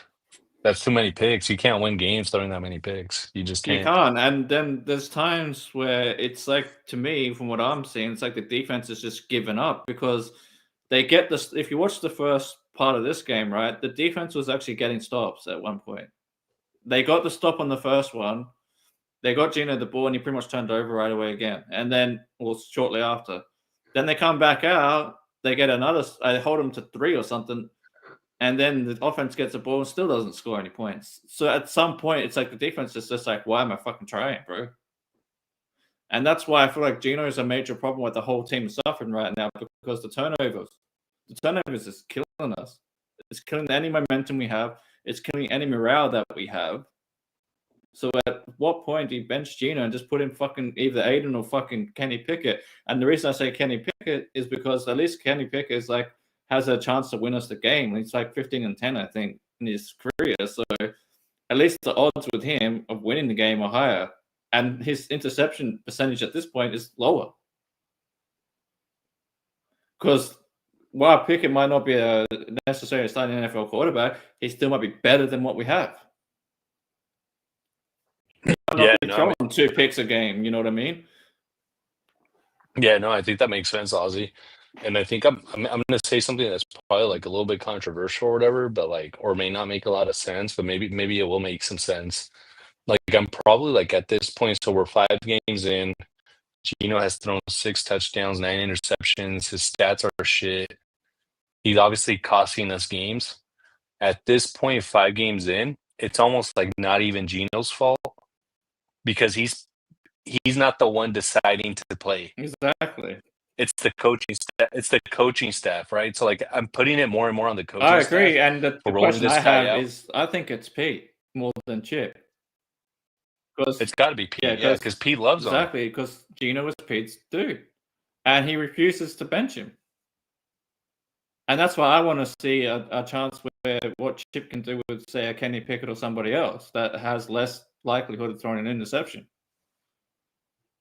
Because we've got to remember, Kenny Pickett was drafted a decent thing, and he was, even though he wasn't the best quarterback, he still played better with the Steelers and stuff than what Geno has shown us so far with the Raiders. I just feel like we'd have a better chance of winning a game if we actually had Kenny Pickett playing over Geno right now, just because you're less likely to throw the interception. Even if we run the ball a bit more, and even if Pickett only gets us 1 touchdown a game, Like that's better than what Geno's doing so far. I mean, today has 0 interceptions. I mean, 0 touchdowns and 2 interceptions. So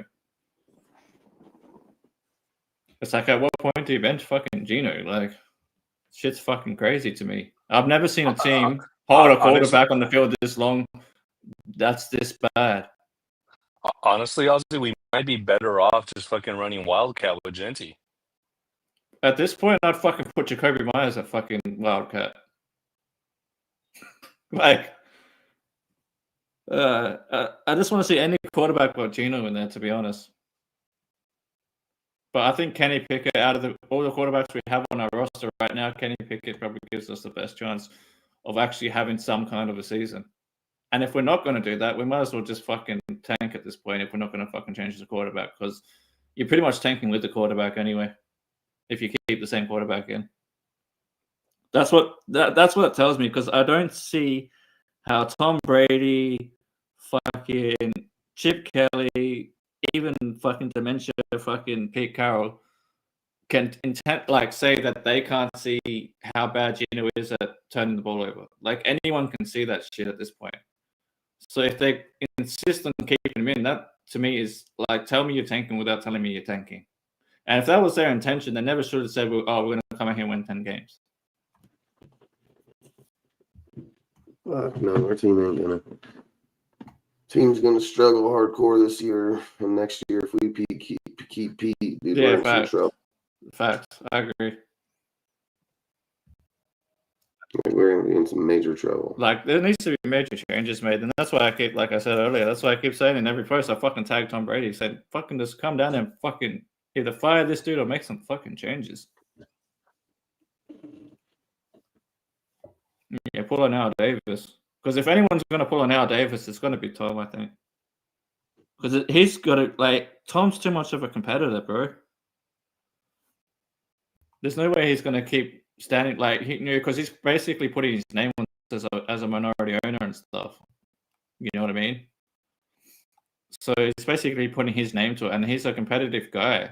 So I don't see how you can be okay with fucking the same shit happening over and over and over again. So I feel like shit's going to hit the fan at some point. But I'd rather happen sooner rather than later.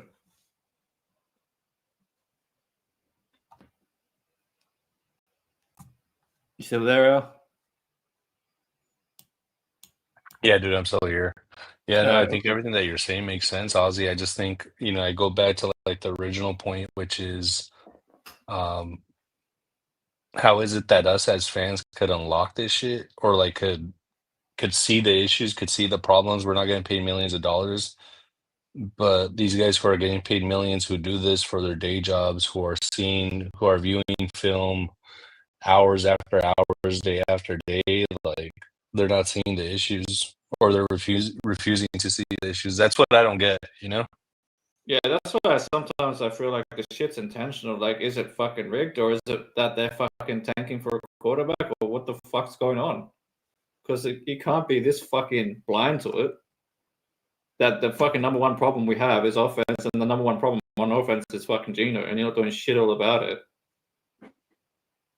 Like, I mean, it's got to be some kind of like malpractice, or it could be just something as simple as fucking Pete's old, dude. Like, yeah, I feel like it just maybe passed him he's by. becoming that. Yeah, maybe he's just becoming that old stubborn dude that doesn't want to admit that he made a mistake with Geno.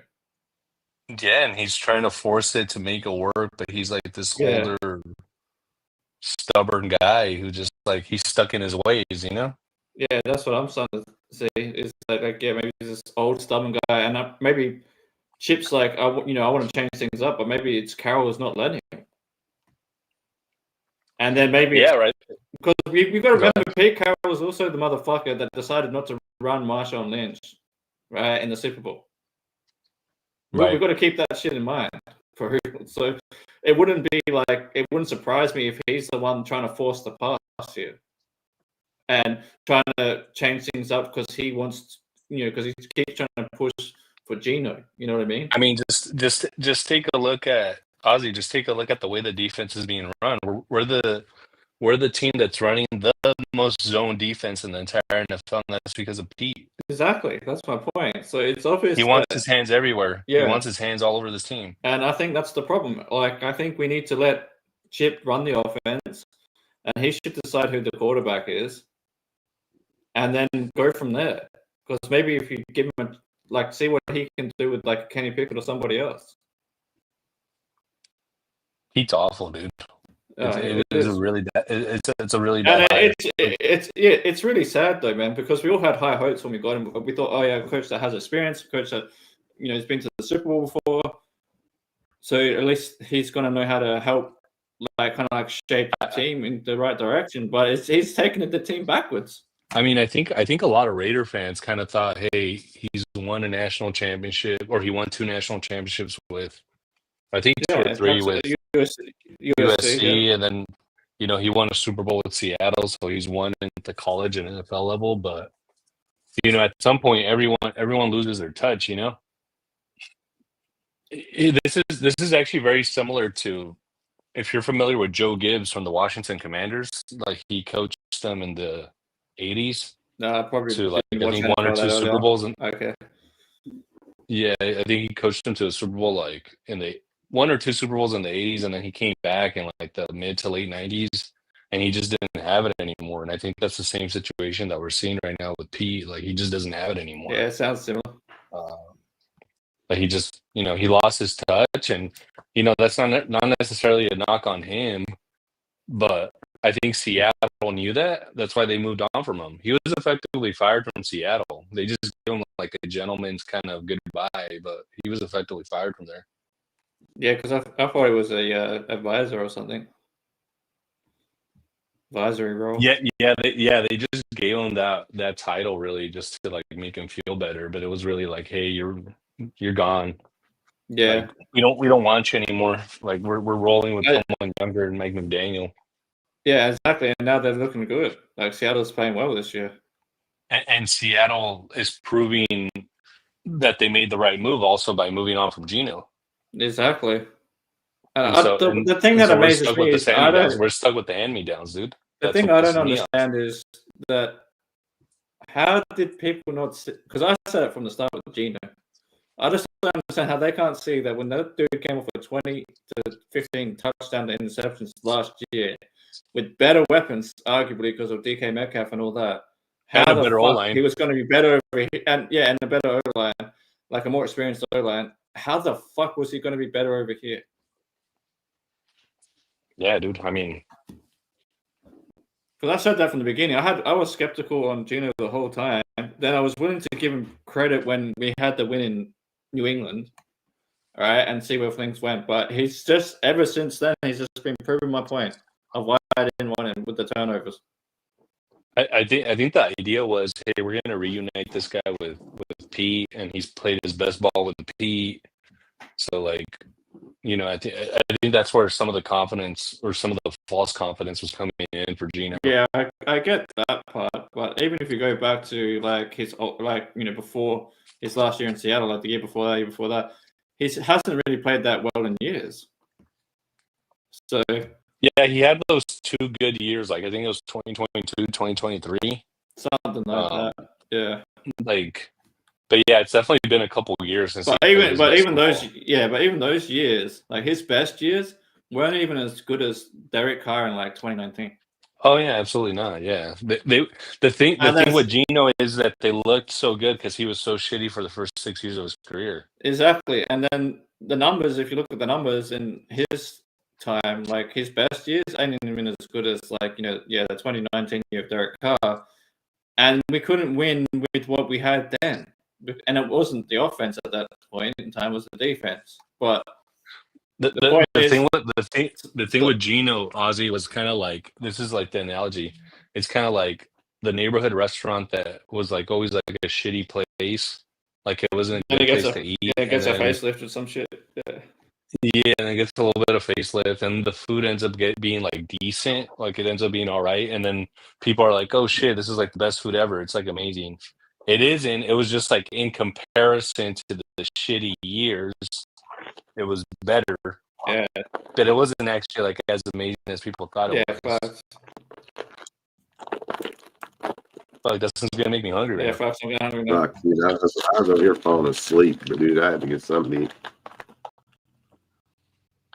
I'm about to fucking pass out. Yeah, sorry, man. I won't get Yeah, something in a minute. dude.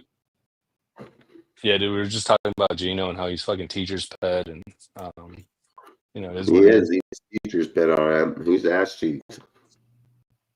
Yeah, facts. What rate And around now 81? he's actually like That was worse than cool.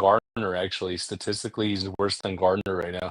Yeah, I was Which just is saying crazy. I was just saying when thinking about it, when I was looking at Minshew's numbers last year, he was like a 1.6 whatever chance of throwing an interception, whereas Geno was at like 2 point something or whatever it is. Because you know how when they talk about the ratio or whatever, and then it's like, so basically Gardner has a chance of throwing 1.5 picks basically a game or whatever, and then whereas Geno's at like 2 picks a game. When Geno's done this year, it's going to be at like 5 picks. Yeah, it's gonna be some crazy ass number. Because I don't know why, but it just doesn't seem to learn, man. It's like every fucking game he's just fucking throwing in double coverage, triple coverage, overthrows guys, underthrows guys. It's just fucking horrible. Like I haven't seen like this is the worst quarterback play I've seen in years, man. I'm going back to like early 2000s. This is probably the last time I saw it this bad.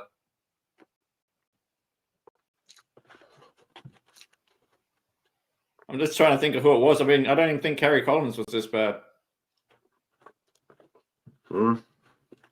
It was pretty bad, but it wasn't this. I don't know. I don't know if it was this bad. He wasn't Geno bad. Yeah, that's what I mean. Even Kerry Collins wasn't Geno bad. I don't even know if Russell was Geno bad. Yeah, Russell was bad. But I don't think even he was this bad because at least he had the occasional touchdown to kind of like match up to the interceptions, kind of.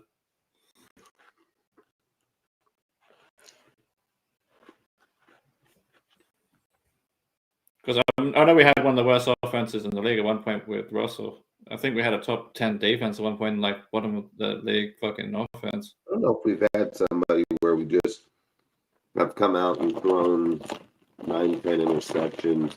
Yeah, in the first. I was trying to think, but I don't think I've ever seen maybe 1 or 2, but never like 3, like a couple of weeks in a row where they just run like 3, 3, 2, like that.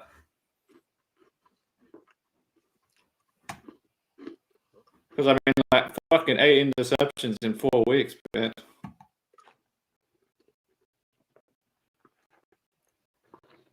Hey, That's it, my right? wife said that shit all the time, bro. I said that the whole time.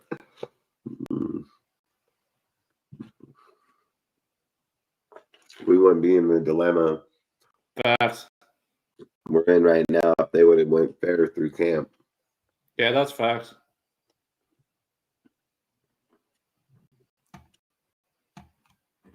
I think it's either we start Kenny Pickett next game, otherwise this season's a wash anyway.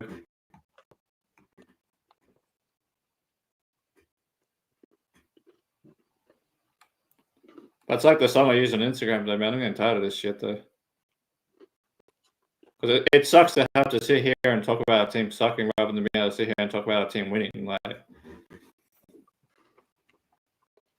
And it's only week 5. Yeah, it's only week 5. And it's like I've already have 0 faith in the rest of the season, and we're only in week 5. The rest of the AFC West is laughing at us. Facts. The rest of the whole AFC is laughing at that. Whole NFL is probably fucking. Right now, I feel like being John Gruden up in this bitch where when you had that fucking thing where you, in the Hard Knocks when he says he's sick and fucking tired of hearing about it. Like, they're over there counting us as a win, literally. Pretty much.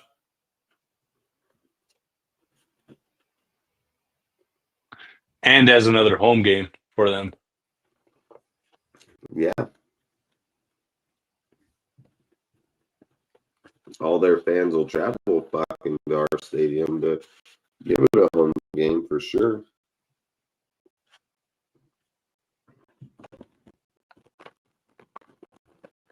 I mean, we play fucking horrible right now, man.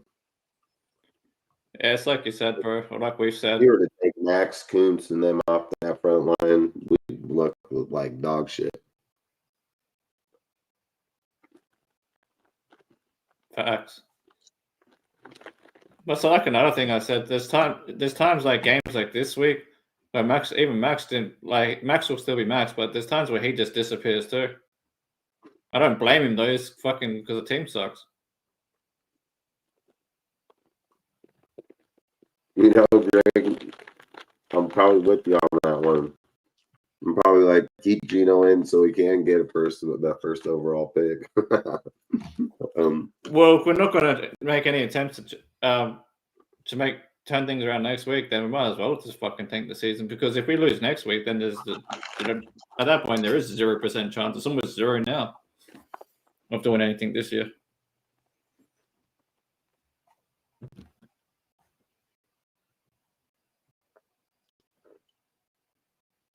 What I don't understand is how they didn't see this shit in camp though.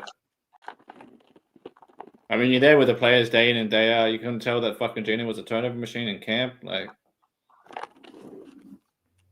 And not only that, you should have benched him after week 3. Because maybe at week 3 we still had a chance to change shit up, but now it's too late. Like now we're at 1-4.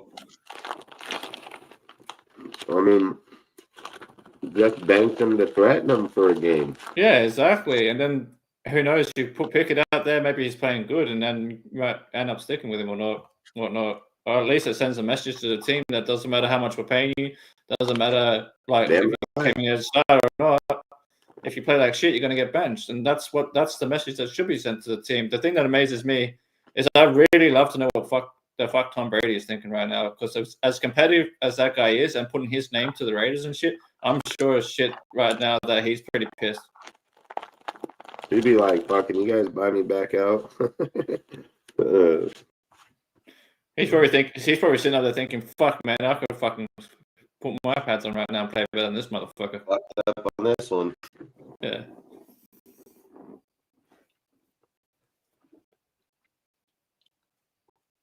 That's what I'm saying. We just need to fire everybody, man. Just fucking blow this shit up. Guys, this makes me actually realize Amari saw this shit in camp and he was like, you know what? I'm just going to retire. Like, I'm out.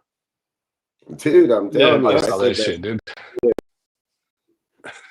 I said that same shit. I said, Mark Cooper was like, fuck this. I'd rather get the fuck out of here than be here. Guaranteed. Facts. And the thing that pisses me off and why we have to really blow this shit up is what players in free agency are even going to want to come to this shit show right now? Like, we'll always get like the older guys who are like the second and third contract, and that's why the last hurrah. Yeah, and that's why I'm saying we need to get out of that shit. And the only way to do that is we need to fucking get rid of anyone over the fucking age of 26 and just play young players for the like draft picks and other players that are like young players like we can build around that we've already drafted, and just play it out the next 2-3 years and then come good that way with a good coach, and then that's how you turn the football program around. But we keep fucking just picking up old players and this and that, like fucking guys like Geno and shit. We're gonna continue sucking. We're literally the retirement home for the NFL. That's what we are. Yeah, and it reminds me of the early 2000s. That's where we're at right now. It's back in the early 2000s where we were like pretty much the last fucking paycheck for every fucking player coming through. We're back to that shit again. You were out, dude, when he was getting old. Yep, pretty much when he was getting at the end of his shit. All right, fellas, I'm gonna have to hit the sack, but I was great chatting. I'll catch you guys on the next one. I'll be in the chat. Peace out, guys. Hell yeah, fucking thanks for coming on. Peace. I'm probably gonna hop off here too. Yeah, me too, man. I gotta go do some shit too. 12:20, dude, and I'm fucking already getting tired as fuck. Yeah, we've been up here for almost 3 hours now, so. No, but I think fucking, like I said, dude, I mean, I don't think our team's going to be going anywhere anytime soon. So I agree 100%. That's why I'm with you. I'm like, either bring Gruden back to blow it up or get a young coach and blow it up that way. Yeah, I think you got to be evaluating Pete week to week because he looked exhausted tonight. He looked like it was, Yeah, did you see the bags under his eyes? I noticed that when I was watching the replay of the game, it looked like he had like the major bags under his eyes. He looked like he was fucking depleted when he was up at the podium. So, and it's just the comments, dude. The comments keep on the whole entire time. I mean, AP thought that same shit, man, and we ended up shit canning AP at the end of the year. You know, when you come up and tell coaches certain or owners or people certain expectations and it don't reach it, dude. I mean, we're in win now. Like that's what the Raiders organization wants to do is win now. So I think if he can't get it, I mean, if you're gonna go just I mean, fuck, the Raiders are just going to have to accept that they got to rebuild. I mean, I don't know. You gave up a third round pick for Geno, too. I mean, you took away, we would have had 2/3, I think, and we just gave it away for Geno. So I think that's kind of the only downfall there. Like, Geno, we probably couldn't even get a 7th for him right now. So I think that third round pick was a pretty wasted pick, if you just ask me. So. Yeah, facts. We would have been better off drafting a rookie quarterback in the last draft with that third round pick. Fuck, we'd be even better to hold on to it and see what we get this year. I mean, it's just crazy because, I mean, they should have just rolled with Aiden. If we were going to lose this bad, we should have just rolled with Aiden. Yeah, it would have made more sense to see what you have in the kid. I don't even think Aiden would have lost this many games already. Like, I don't think so. I think Aiden does hold the ball a little bit too long sometimes, but his arm talent, like getting the ball into the spot, like into the bucket or whatever you want to call it, the receiver is way better than Geno. He just goes through his progressions a lot better. Exactly. He might not be the mobile guy. He might stand there a bit, but at least he can deliver the ball to where it needs to go. Yeah, I think we just have a major problem within here, but hopefully they can figure it out. I mean, we'll know next week when we play the fucking Titans, and if we get beat by Titans, I don't care. They need to pack up their bags. They need to pack their bags up.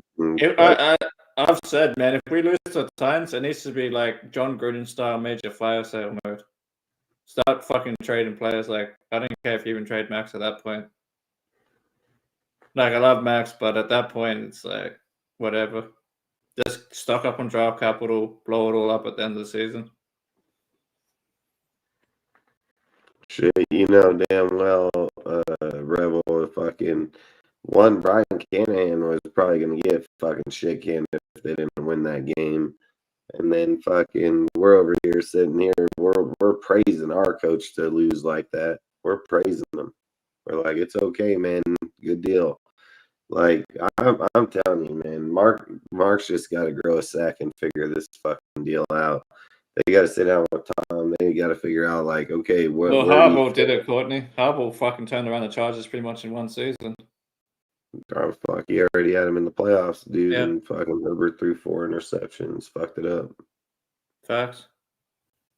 He's done it both years under him. If he don't win this year, I think Jim ships that fool and fucking gets his own QB. I mean, I don't know what it is with Herbert, dude. Like, you got a good team, you got good everything, and then the guy just falls off the face of the earth, dude. I mean, I don't know. They'll figure it out. My quarterback, so. Yeah. But either way, I think I'm gonna hop off. So Yeah, appreciate all you guys stopping by. Appreciate everybody in the chat that stopped by tonight. We'll be live again later in the week, dude. Talk about our team again. So hope you guys have a great night, and we'll catch you guys later. If you want to give a shout out. Shout out to everybody. Shout out to everybody in the chat. Have a good one, guys. Hopefully next week's a dub. Hell yeah. Appreciate everybody here, man. Really do. Our team sucks dick. They need to fucking shit can a lot of them. Pick thine. Later. Late.